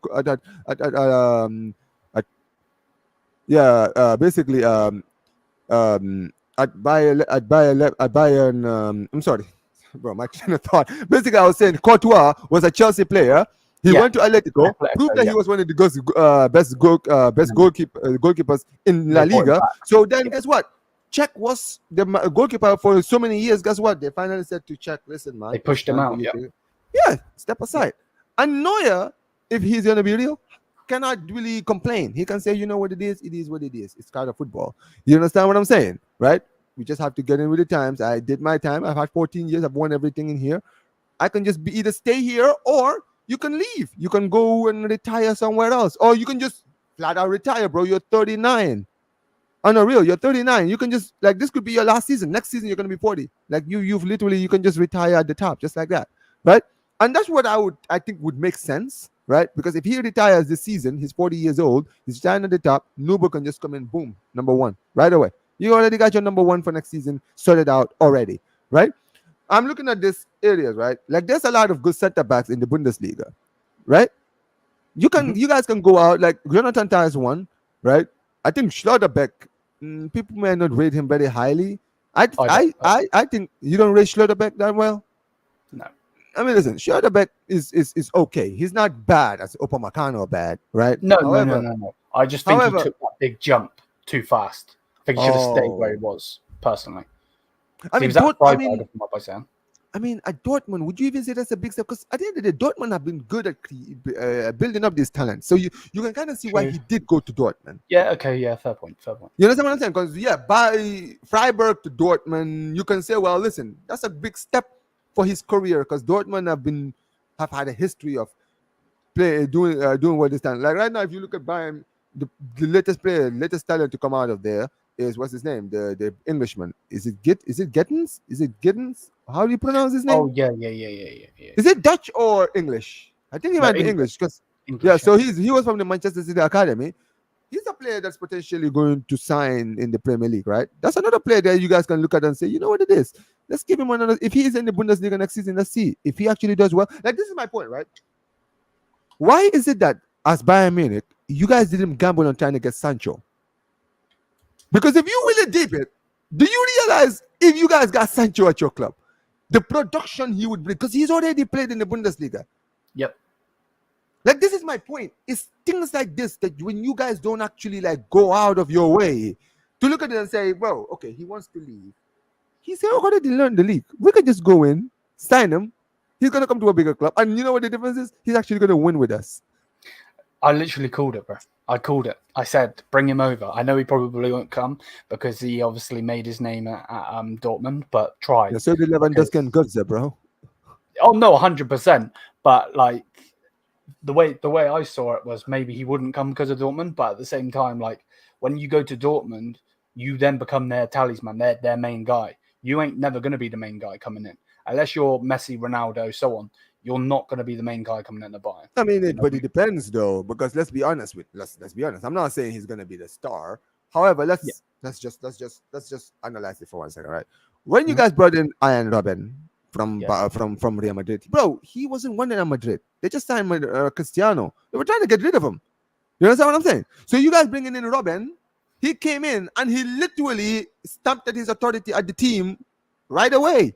That's why he became the star that he was. Eventually, he became one of the key players. If Sancho comes in and he's instantly a star in the team, he is literally your best attacker, right? He's the one that's producing everything. He's the one that is scoring. He's scoring like, because when he was in the Bundesliga, he's putting like 18 goals a season, right? If he puts 18 goals and puts 20 assists, I'm sorry, the numbers don't lie. You understand what I'm saying? And if you look at like how Leroy Sané and Gnabry are playing right now, bro, he would literally be one of your best attackers. You understand what I'm saying? And he would be valuable. And even last season, right? I looked at it, I was like, bro, this guy went back to Dortmund on loan. He took them to a Champions League final. He was doing well on loan. Why didn't Bayern Munich just say, hey, man, he's going back to England. Ten Hag clearly doesn't want him. Dortmund are not going to keep him. Why are we not trying to go get him? Because at least if he comes back to the Bundesliga, guess what? He doesn't need to adapt. He's already been in the league. He's played us a few times. He knows how we play. We don't play that differently to how Dortmund play football. Of course. Yeah. And you know what? A lot about Dortmund fans, even if they hate him, they're not gonna really hate. Can they blame him? Because guess what? He wasn't their player. He was at Manchester United. You guys could have signed him. You didn't sign him. So guess what? Bayern Munich said, "All right, man, we're gonna sign him. You guys don't want him." I'm surprised we didn't bring him on loan because Bayern are known for bringing players in crazy loans. You know, Coutinho, James Rodriguez. Not enough space and power. I mean, but this is the thing. The Bundesliga is different. In the Bundesliga, there's space and power is not really the most Yeah, it's important not really because the prem, is it? yeah, it's not really that important when you're really deep in it. Because and also at the end of the day, even like players like Robben, I know I'm not saying Robben was weak, but Robben wasn't like the most powerful player. He was very pacey. Like his pace and cutting inside, bro. His cutting inside was scary, bro. This Mate, guy was like he was so simple. one of the best. I've always said this, right? If you want to talk about like, bro, I'm a one-footed player. I can't do anything with my left foot, right? I'm Exactly. like, Yeah. bro, this brother, right, is the greatest one-footed player I've ever seen. People can say, bro, this guy, he only had one foot. He would only shoot with one of his feet. He was shit with his right foot. But guess what? Yeah. Once you cut inside, bro, you were done. He You was knew what he was quite. gonna do. Guess what? That's the thing Yeah. with Robin. You knew what he was gonna do, but you couldn't stop You it. just couldn't Like stop you it. knew, like you Yeah. knew he was gonna go to the right wing. He was not gonna cross because he could not use his right foot. He was gonna cut inside, and you could not stop him cutting inside.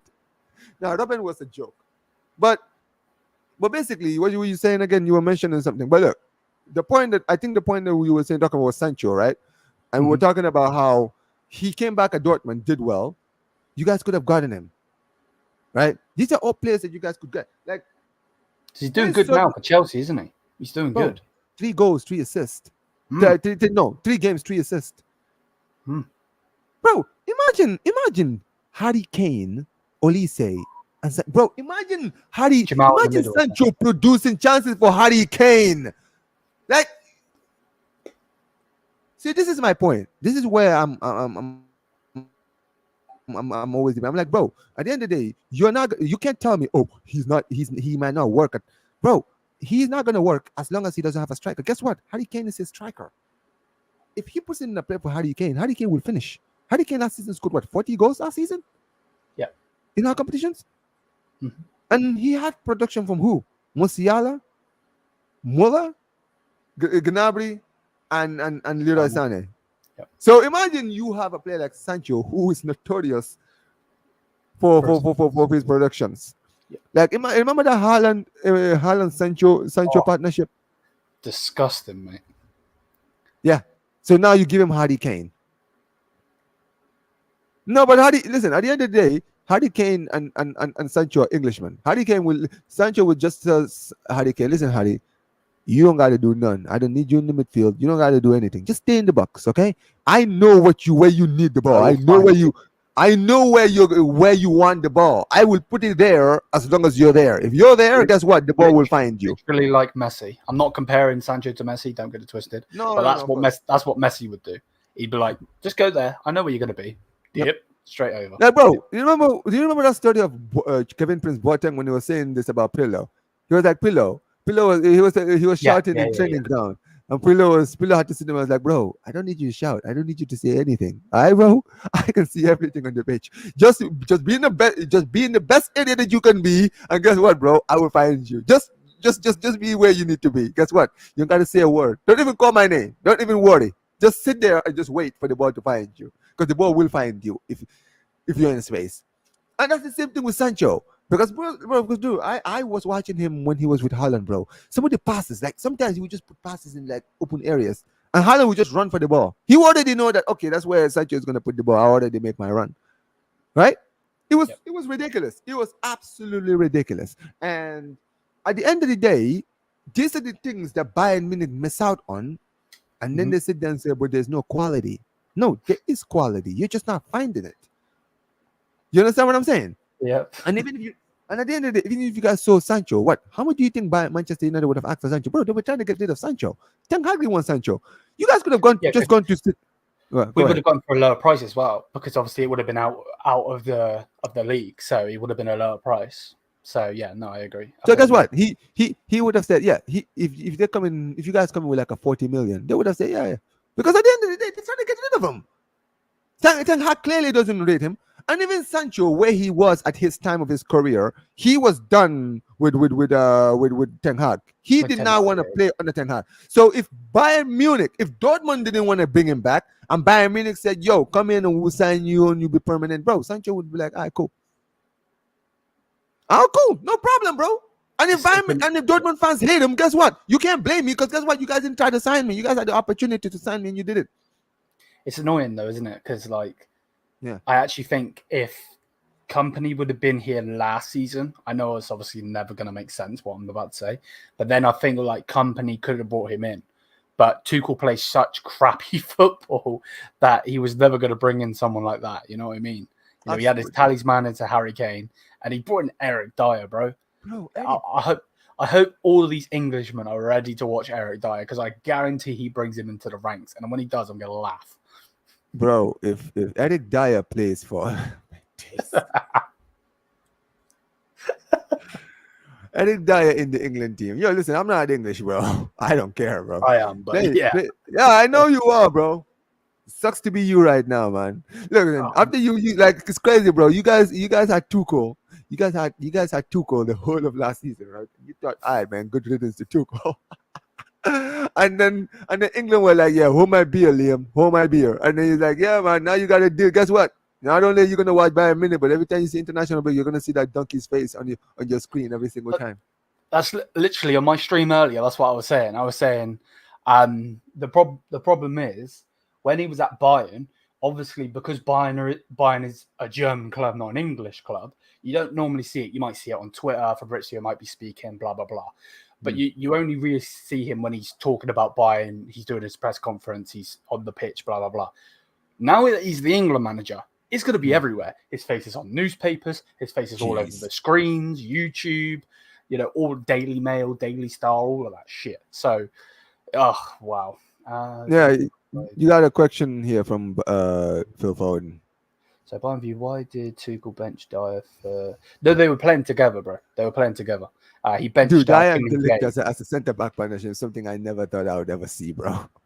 Like, dude, are we just going to ignore the fact that this guy, when he was at Tottenham, wasn't even starting for Tottenham? Bro, he wasn't good enough for Tottenham, but Tuchel thought, yeah, he may not be good enough for Tottenham, but he would definitely be good enough for a Bundesliga title-winning team. Bro, look, when we brought Eric Dyer in, there's a video on my channel, bro. I was fuming. There's a video of him. I'm pretty sure you would have seen it. You know that guy that does the pizza reviews, Dave is it Portnoy? Oh yeah, Dave. From Eric Dyer, and he's like, "Yo, you don't win anything, do you?" And Eric Dyer just looks at him and goes, "Nah." Where's the mentality there to bring him to Bayern Munich? And you know what's funny, bro? Eric Dyer, right?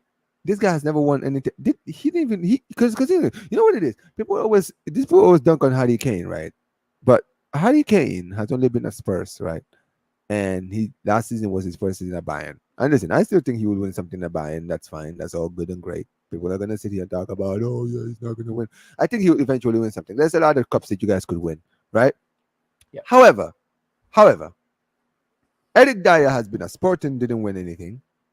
He was at Tottenham, didn't win anything. And he goes to Bayern Munich, and the only season he was there, he didn't win anything. No, did he win the league? Did he win the league in his first season? Was he part of that team that won the league? Who? Sorry? No, because when did I arrive? Did he arrive in January of this year? Or was it last year that he won? That was there? No, we signed him last year, but we lost the league, didn't we? We went trophyless. No, but that's my point. It was January of 2024, this year, that you guys signed Eric Dyer. You see? Yes. January of this year. There you go. Yes, right? Yeah. So this season, and then guess what? You guys won nothing this season. Literally, and that's true as well. What Zia saying. Harry Kane. I remember when Liam called me as I'm asleep. Says I must join and find out that is linked to Bayern on stream. Yeah, I bet. I can imagine, bro. I can imagine. It's crazy because you know what it is. When I'll be honest, when I heard that he was linked with Bayern Munich, I was like, yeah, this is just the media, basically. Because you know what English media are like, right? They're gonna try to basically sell these players and basically say, oh yeah, Bayern Munich are trying to get Bayern, they're trying to get. But I was like, but when I saw this guy came to Bayern, I was like, are you telling me this guy doesn't rate Matthias de Ligt, but he thinks that Eric Dyer, the guy who can't even play for Tottenham Hotspurs, he is on the bench ahead. He's on the bench behind, what's his name? Was it Van der Ven? Van der Ven was there last season, or did he sign in this season? I think he signed this season, right? No, he signed last season. I'm tripping, right? But he was on the bench behind Romero, and Van der Ven. Yeah, because there was the I remember the report coming in what Zia was on about just a second ago, Mm. and I remember Postacoglu. No, Yeah, is that his name? Ange Ange. Postecoglou. Yeah, Ange I Postecoglou, remember yeah. him saying in a preseason interview, I believe it was, or it was something. He was saying, and he was like, asked the question was, with your certain injuries at the back at the moment, are you still going to sell Dyer? And he's like, yeah, I don't need him. It's like, Bro, Ange Postecoglou said, I don't want this guy, but Thomas Tuchel. Nah, you know what it is. This is why I said Tuchel is an absolute donkey. I'm so glad, bro. You know what? There were some idiots who were trying to link this guy to my club. I'm like, bro, let me tell you something. First of all, I can promise you, right? I would. There's more chance of Ernesto Valverde returning to Barcelona before Thomas Tuchel becomes our manager. Because a few reasons. Number one, this guy doesn't play Barcelona style. Bro, he is literally the opposite of Barcelona style of football. It's the same thing with Bayern Munich. Like, this is why the whole you guys hired him make no sense. Dude, you guys play attacking football. This guy doesn't play attacking football. Like, like I'm just like, bro, the only logical explanation I can get of why you guys hired Toko is that you guys were trying to go for the Champions League. yes. You understand what I'm saying? You guys were basically dominating the league. So you kind of looked at it and said, well, at the end of the day, we dominate the league every single season. It's time for us to go for the Champions League because we haven't won the Champions League in over 4 years, right? And at the end of the day, guess what? He bosses up the Champions League, completely destroys everything that was already there before him. Become to Madridista, man, this fraud. Yeah, man. The Madrid fans, man. Listen, they're coming. Yeah. They're your goats, man. But yeah, but this is the point, right? When it comes to Bayern Munich, right? If you're gonna hire a manager, bro, hire a manager that fits a style that you're trying to create. You know the biggest issue I had with Barcelona under what's his name? Bartomeu. We had Enrique as our manager. Enrique was a good manager who understood the style of Barcelona. Ernesto Valverde was not Enrique, not even close. He was not, and he was nothing like Enrique. He was nothing like Enrique, and you saw it because he had a good team. He had Messi, a prime Suarez, and was winning the league. But guess what? When he was in the Champions League, every year that he was there, we were getting embarrassed in the Champions League. And at the end of the day, that's why we were where we were. And when we got rid of him, we brought in Kike Setien. He wasn't a Barcelona style manager, and you saw it. He tried to play attacking football, but guess what? When you're attacking and you don't focus on defense, guess what? When you play a team that is good attackingly, you're fucked. And that's what happens when we played you guys, because we played a much better attacking Bayern Munich team, and guess what? We got destroyed. It wasn't a shock, bro.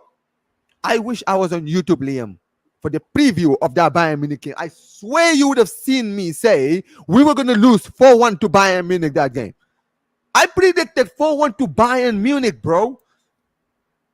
And the reason I predicted us to lose, because I was like, bro, I've been watching Bayern Munich. Bayern Munich are scary, bro. This team, bro, the whole season in the Champions League, bro, we're literally like destroying everything, bro. They beat Tottenham 7-2 at White Hart Lane. 7! It was 7 past that team. They put 8 in 2 games against Chelsea. Like 4-1 at they beat them. You guys beat them, I think 3-1 or 4-1 at Stamford Bridge, and then beat them like 4-1 in the return leg. So you beat them 8-2 or 7-2 or something like that in both legs, right? So I'm like, we are now going to play that team. Yeah, we will be attacking. Guess what? We won't have to worry about attacking. Guess what? We will be the one having to defend. And guess what, bro? Every single time, every time they went forward, they looked like they were gonna score, and that's what happened. Every time you guys went forward, you scored. You genuinely missed so many good chances in that game against us when you beat us 8-2. You guys could have genuinely scored 10.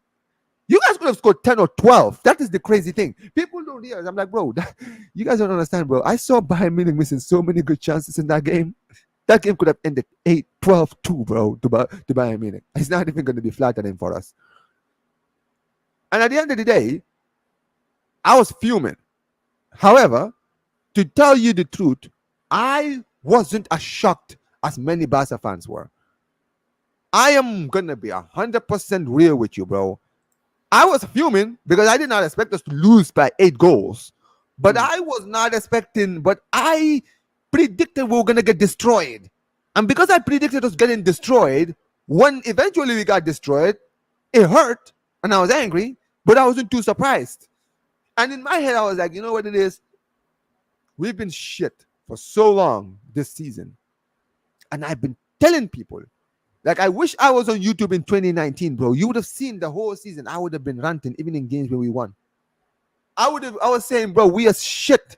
We are completely crap. And the moment we play a good team, we are fucked. We are getting exposed. The whole world is gonna see us, our pants getting pulled down. Mhm. I was telling people every single time. Like, look at him, he says, I actually remember watching the game. I put bet Barcelona on winning the game. I never bet. Bro, listen, you had a lot of money in your hands, bro. Because you guys remember that season when you played us. Did we have a good season in 2019, 2020? I don't know why people expected anything less. However, this is the thing. Yeah, 26 shots. That's crazy. But the point is this, right? I told people, and that's why I said the Bayern Munich game, and like I said, I wish I did a preview, bro. I would have predicted this. I would have predicted this in that game. I would have said, "Yo, watch us get destroyed against Bayern Munich. Watch us, bro, because that's what Bayern Munich. You know, Bayern Munich have quality, and Bayern Munich are ruthless. This team are unmerciful. Every time they go forward, they will score against us, and we're gonna get destroyed. We just better pray that we at least score one against this team." And bro, from the moment the game started, bro, I knew. I was like, bro, we are in for a long 90 minutes. This is gonna be the longest 90 minutes of my life. And you know what, bro? It was 4-1 at halftime. My prediction was already fulfilled at halftime. I sat there watching the game with my uncle. I will never forget that. I was like, Uncle, I predicted us to lose 4-1. We're already 4-1 down at halftime. 45 We're minutes. already 4-1 down at halftime. I'm like, Uncle, we're gonna, like, today, right? Today, my club is gonna be the laughing stock in world football. And he was like, but you know, you guys might be become. I'm like, Uncle, we're not coming back. Have you watched this first half? What have we done in this first half? Like, what have we done?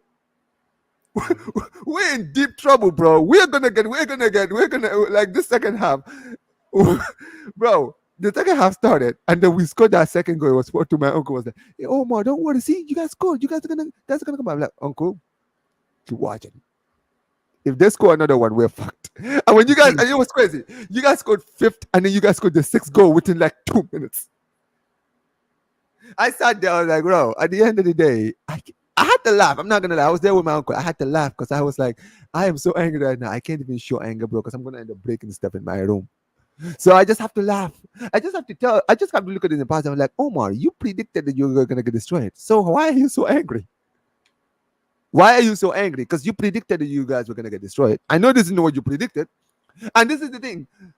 I said to my uncle, I was like, Uncle, you know the only positives I see in this game? He said, what? I said, finally our president is gonna resign. Because now the whole world now knows how shit we are. So he can now hide. Now Messi can't hide his problems anymore. Now everybody knows that this Barca team is done. This Barca team is in crisis. And now everybody was laughing at us. And this fraud still did not resign. He ended up resigning during the beginning, October of the following season. Around this time, funny enough, in 2020 is when he finally resigned. He resigned because why? Because the financial situation in the club was so bad that he knew he couldn't fix it, so he just left it for Laporta to deal with. When Laporta arrived, bro, the first time he arrived and he saw the club's finances, he literally could not believe what he saw. Like, he was promising everybody that Messi was gonna stay because he genuinely believed the club had money to keep Messi. Until he actually saw the finances, he was like, oh, yeah, bro, that is my point. At the end of the day, it's the same thing. When I like, this Bayern Munich team is so vulnerable. I'm like, listen, I should be confident in beating Bayern Munich. I should be confident because this Bayern Munich team is weaker than the Bayern Munich teams I've seen in my lifetime. However, I have to be real. We are so good going forward, but we are so bad defensively. We can be get at. And if Harry Kane plays against us, I think there's a shot that you guys might score a few goals. However, if Harry Kane is still injured and you guys play Gnabry and Sane in that game, I'm sorry, I'm not worried. I know people are going to say, well, Gnabry had a good record against Barcelona. Bro, this is not the Gnabry of 2020. Oh no, no. He's not. He's not. This is not the little son of Manchester City. This team can be get at. You understand what I'm saying? And at the end of the day, as this year it says, but Real Madrid from 2019, 2018, 2019 to 2020, 2021. I mean, you guys won the league in 2020. You guys won the league in 2020 that season. To be fair, we were shit that season, so maybe I hear that.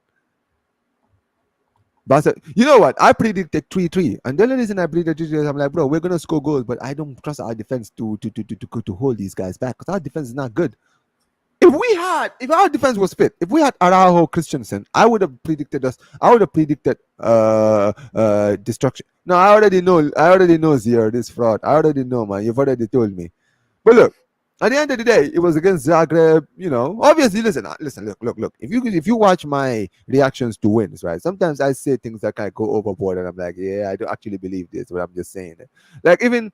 Like I know I've been hyping up Lewandowski and saying, yeah, Bayern Munich Lewandowski is back and all of this stuff. But listen, I'm only basing it based on what I've seen so far this season because I haven't seen this version of Lewandowski since he's arrived.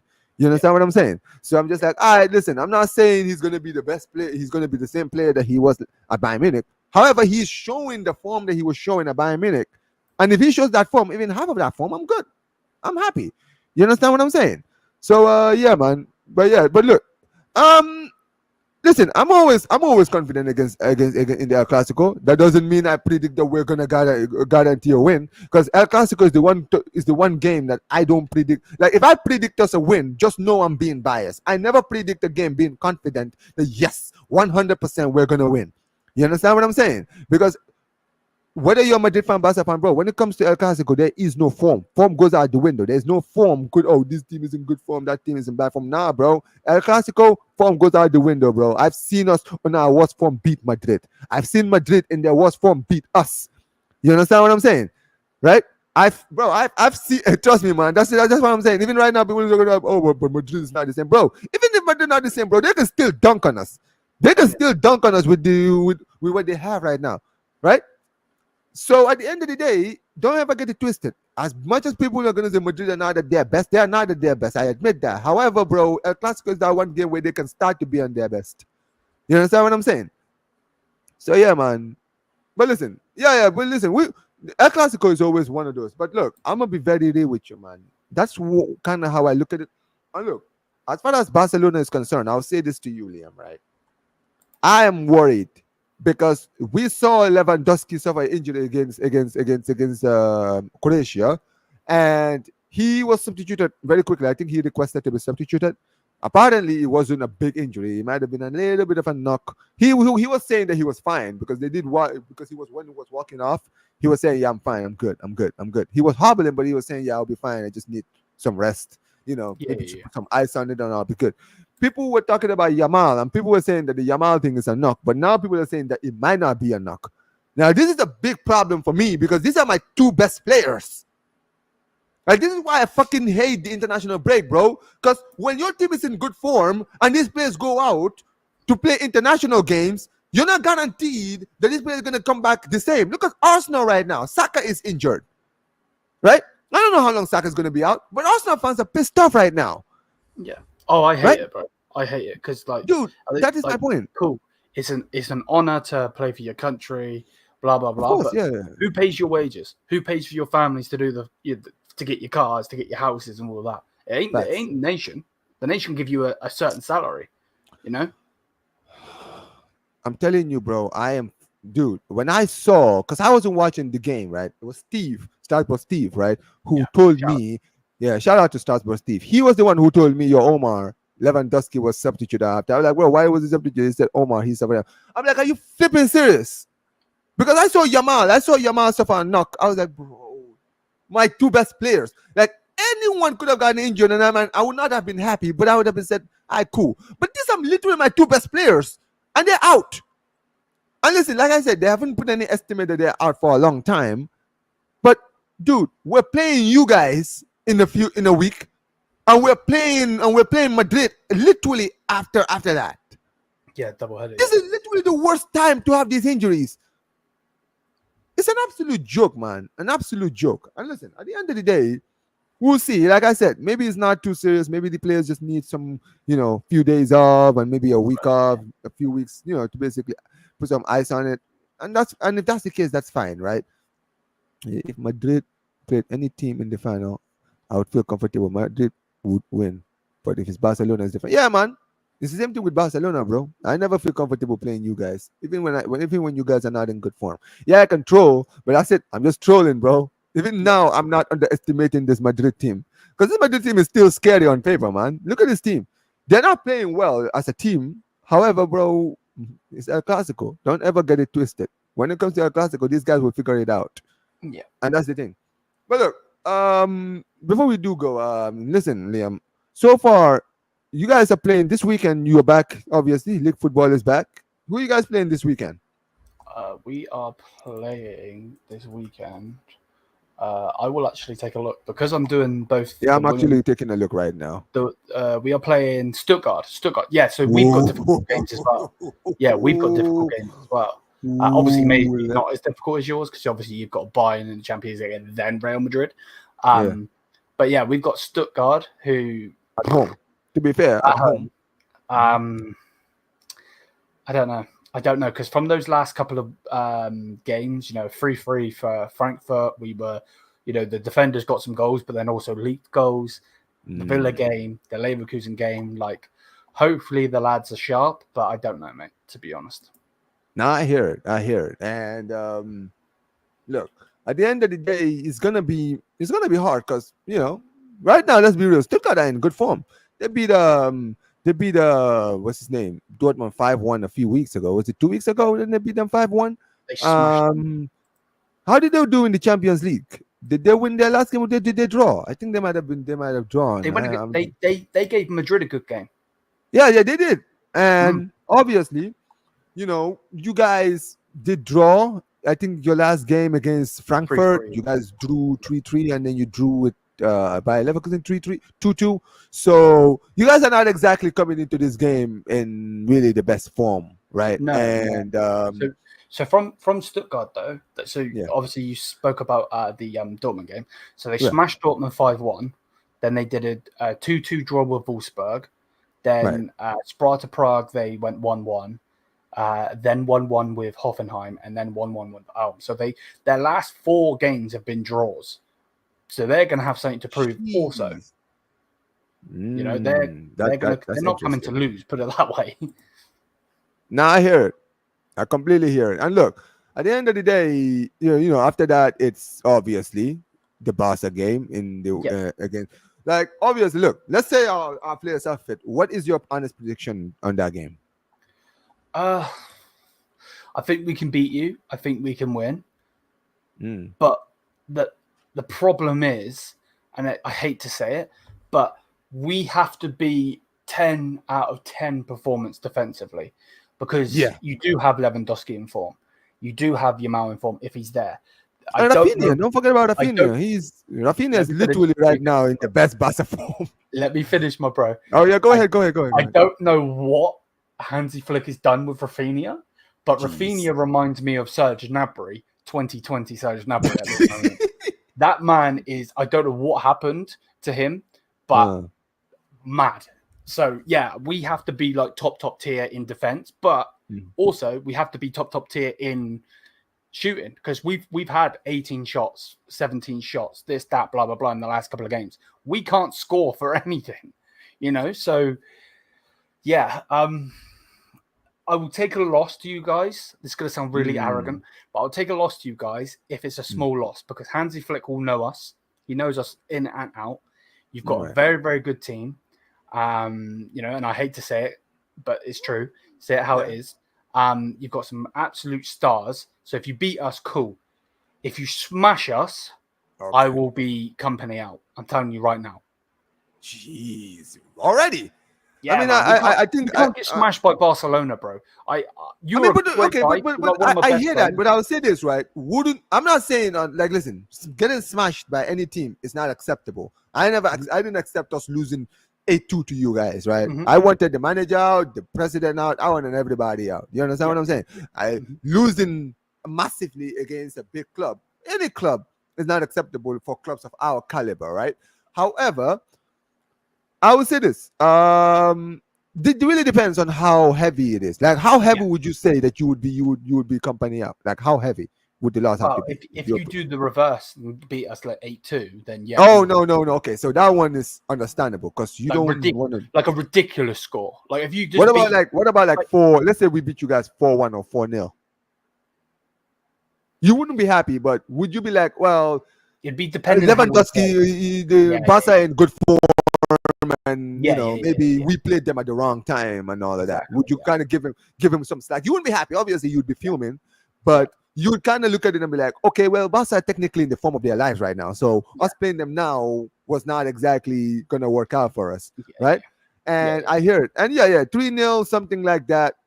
It's a trashing, obviously, but you can kind of look at it and say, well, who are we losing to? Are we losing? How good is the team that we're losing to? Like when we played Bayern Munich and we lost, I wasn't happy with the defeat. I was embarrassed. I was completely pissed. But I knew we were gonna get destroyed because I knew how good you guys were that season. You understand Yes. what I'm saying? Yeah. And at the end of the day, I would have been okay with the defeat if it wasn't as embarrassing as it was. You understand what I'm saying? If we lost 3-0 to you, as much as it's embarrassing, I can say, well, the Bayern Munich can literally do this to any team Yeah. in Yeah. Europe right If now. you were just a You better understand what I'm team, saying? if you were the better team, like 100%, I get it. But Yeah. I can, I just know Upper McClown, Kim Min Jackass. If they don't turn up, bro, Lewandowski's gonna have a field day. I've watched him for a long ass time. Like he was the gunman for Bayern for a long time. I know his strengths, and I know full well that bro, he scored how many goals in 5 minutes? Bro, dude, let me tell you something. Let me tell you something about that game. There's a few games in my life, right, that I'm grateful that I got a chance to watch live. There's a few games that I can literally tell people I was there to see this, bro. That game against Bayern against Wolfsburg, I was bored because I wasn't watching any games, right? So I was like, Wolfsburg, I saw you guys were 1-0 down in the first. I was like, yo, Wolfsburg actually 1-0 up against 5 minutes. Let me actually watch this game. I go and watch the game. It's halftime. I see Lewandowski. I'm like, bro, Lewandowski wasn't even playing in the first half. What's going on? Lewandowski comes on. This guy comes in and his first touch, he actually scores. I'm like, yo, are you flipping serious? This guy literally just arrived and scored. And, bro, he literally came back. Second touch, he scores again. I'm like, the fuck is going on? In my head, I'm like, yo, I'm sitting there, I'm like, bro, I'm like, Guardiola, this is why you don't bench Lewandowski, bro. This is why you don't bench Lewandowski. And then this guy scored a hat trick in 3 minutes, bro, or 4 minutes or something like that. Yeah. I'm like, dude, what the flip is going on? And then there was like I think there was like a 4 minute, 5 minute span where you guys didn't, where you didn't score, and then he scored, and then there was a fourth, and then I checked because I was actually like in my kitchen. And I was like, bro, they scored again. I'm like, turn it, I see Lewandowski. I'm like, Lewandowski just scored, bro. He just scored 4 goals in 7 minutes. Are you flipping serious? And then he scored the fifth goal in 9 minutes. I'm like, bro, I genuinely could not believe I watched that live. Like I would tell my children, bro, I saw a player score 5 goals in 9 minutes. Dude, this is something you don't see. Like this is something like Lewandowski can say, bro, I broke a Guinness Book of World Records, bro. Yep. And that's what's crazy is Lewandowski right now is scary. And you know what's crazy, right? Because I know I talked about all of the players that we have. Mm-hmm. But dude, the biggest bad news for Bayern Munich is Barcelona are potentially going to have some players who are injured who are going to be back against you guys. Gavi is going to be back. Olmo looks like he's going to be back. Fermin Lopez looks like he's going to be back. That is literally our best attackers. So you're literally playing us when not only if Lewandowski is fit and Yamal is fit, and even if we are not fit, let's say there's 75%. Even there's 75%, Lewandowski is scary, right? Mm-hmm. Yep. And if you have Danny Olmo, who's literally started the season the way he started before he got injured, imagine Danny Olmo in that game against that defense, bro. He's already dunked on us once in the cup final. So there you go. There you go. So it's really going to be tough for you guys, right? And look, I am not overconfident because I've already said, right? Just like you've talked about your defense, I talked about my defense. My biggest weakness right now in my club is my defense. And Harry Kane is still a good top striker. And if we don't defend well, he's gonna give us trouble. Molise, if he plays, is gonna give us trouble. I know Gnabry and Sane, we can do whatever we want about them, bro. They will give us like, dude. Gnabry was poor against Aston Villa, completely poor. He was getting into good chances and not passing the ball in the box. I don't know what he was thinking, right? Musiala is definitely the one I'm looking at where I'm like, bro, that brother is gonna give us a time of our lives in that game. And if Hmm. he plays Paulinho in the midfield, it will work. But if he doesn't play Paulinho, I'll be more confident that we'll win the midfield battle. You understand what I'm saying? Yes. Yes. Yes. So yeah, so that's kind of how I look at it. And listen, man, this show is almost gone for 2 hours, man. I didn't even think that we're gonna be out here this long, but this conversation has been so great. We've learned a lot about each other. But listen, Liam, before I do go, because you're English, right? Yes. And so what made you become a Bayern Munich fan? Honestly, Yeah. No, I am Robin, mate. So basically, most people they well, I wouldn't say most people, but let's say the most English people, boys or girls, they mm. basically grow up with a footballing family, right? Obviously we were on the show with Northside and so on. Mike's. He said that his mum and dad were basically West Ham fans. He didn't have a choice. I didn't have that, Mm. and neither my mum or my dad give two about football. They just could not care. Wow.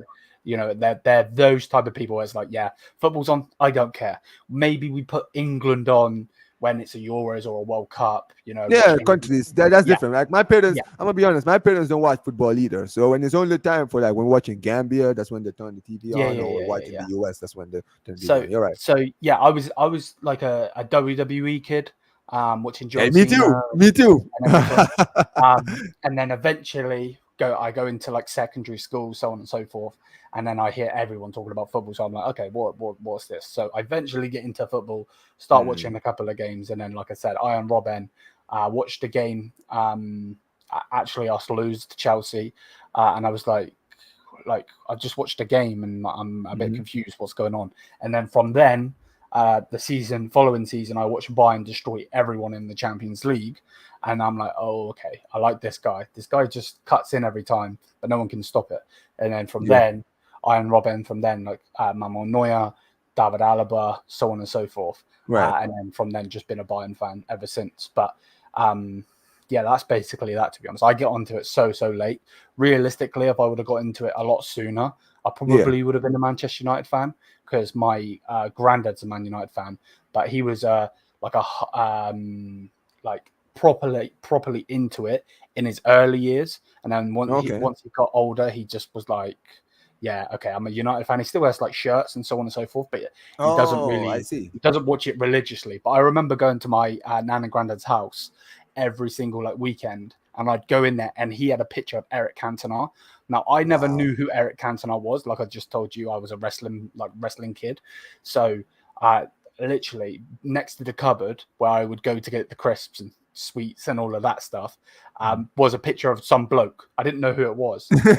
And Crazy. until then, I got into football and I'd seen Eric Cantona and seen people talk about him. I'm like, hold up, that's the bloke that was on the wall. So yeah, man, that's how I That's how feel. you knew who the Cantona. I'll be honest. When I was a little kid, I was very similar too, because I got to see JJ Okocha one time. Because we had like when I was Okay. in Africa, right? They used to Yeah. have like these stickers, right? So we had a sticker of like JJ Okocha. I didn't know who Okocha was.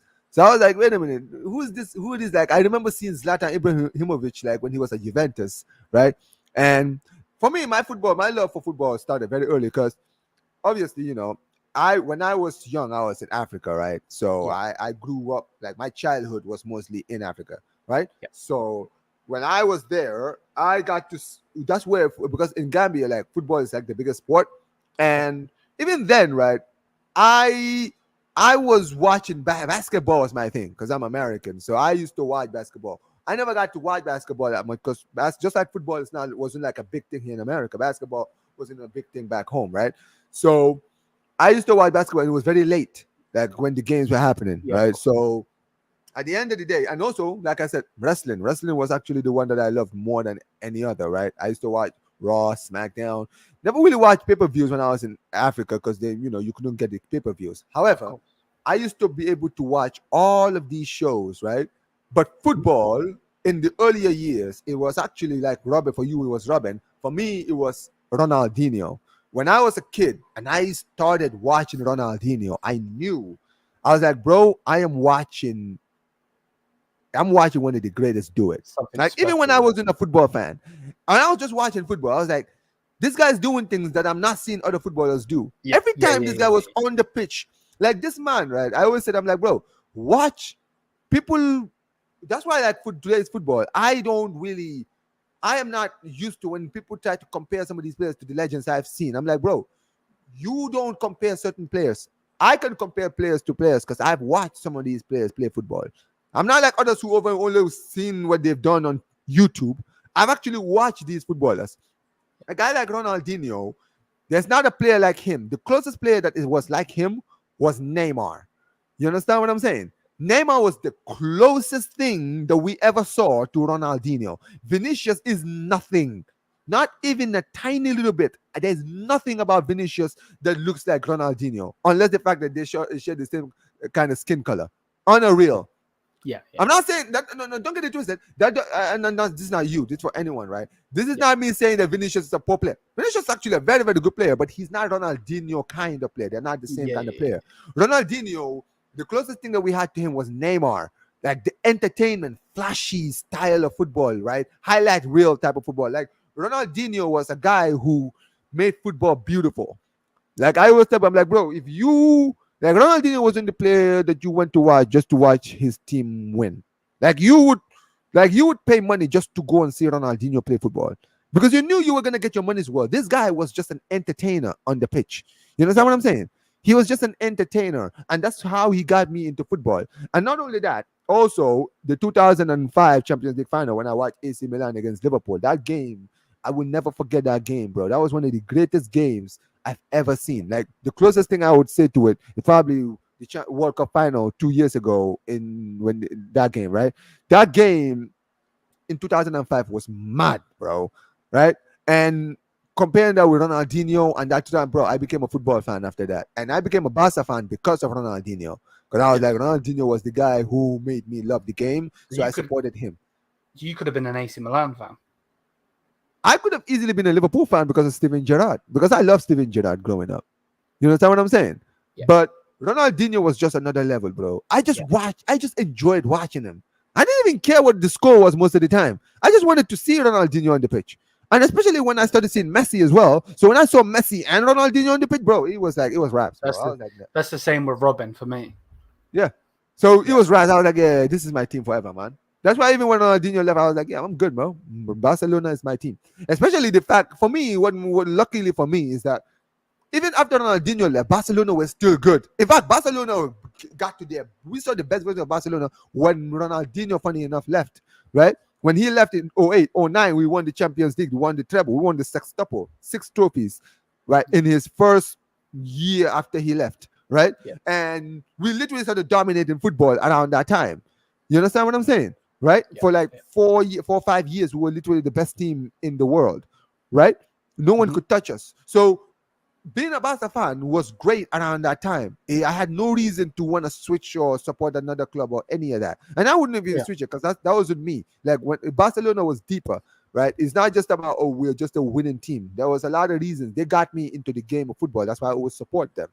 You understand what I'm saying? Yeah. But yeah, man, listen, at the end of the day, Liam, this has been a W show. And listen, we're gonna be doing, like I said, guys, I will be on Liam's stream one of these days. Just keep your eye on it, right? We're probably gonna be doing a Bayern Munich We'll link up, Barcelona preview for the Champions League game soon. So make sure you guys, and if you guys are not subscribed, go subscribe to Bayern View. The link is already in the title, guys. Make sure you guys go and subscribe. Make sure you guys are liking the stream. Make sure if you guys are not subscribed, make sure you guys subscribe to the channel, guys. Turn on notifications because remember, guys, this show is running. I'm gonna be having a show tomorrow as well. We'll be having a show on Friday as well, guys. So yeah, man, you're gonna be seeing, like I said, this show beyond the pitch is not just gonna be Premier League. Obviously, last week it was a Premier League theme. We have Premier League today. You've seen we got Bayern Munich. We're gonna be having. We will have a Madrid fan very very soon. We'll probably listen. It just depends on like the people I actually know, because I know a lot of like football fans, right? Mm. So yeah, we'll be seeing a lot more people, right, in this shows, right? And listen, even what's his name, Liam. This is not going to be the last time you see him on this Beyond the Pitch. Every time there's a Bayern Munich show, you probably see him next time. Probably we'll see Zier here as well. You understand what I'm saying? So it will be a much better show. So yeah, man, this has been an amazing stream. We've been out here for over 2 hours. What a show this has been. Like I said, guys, make sure you guys like the video, subscribe to Bayern View, guys, and peace, you guys. Take care. Peace.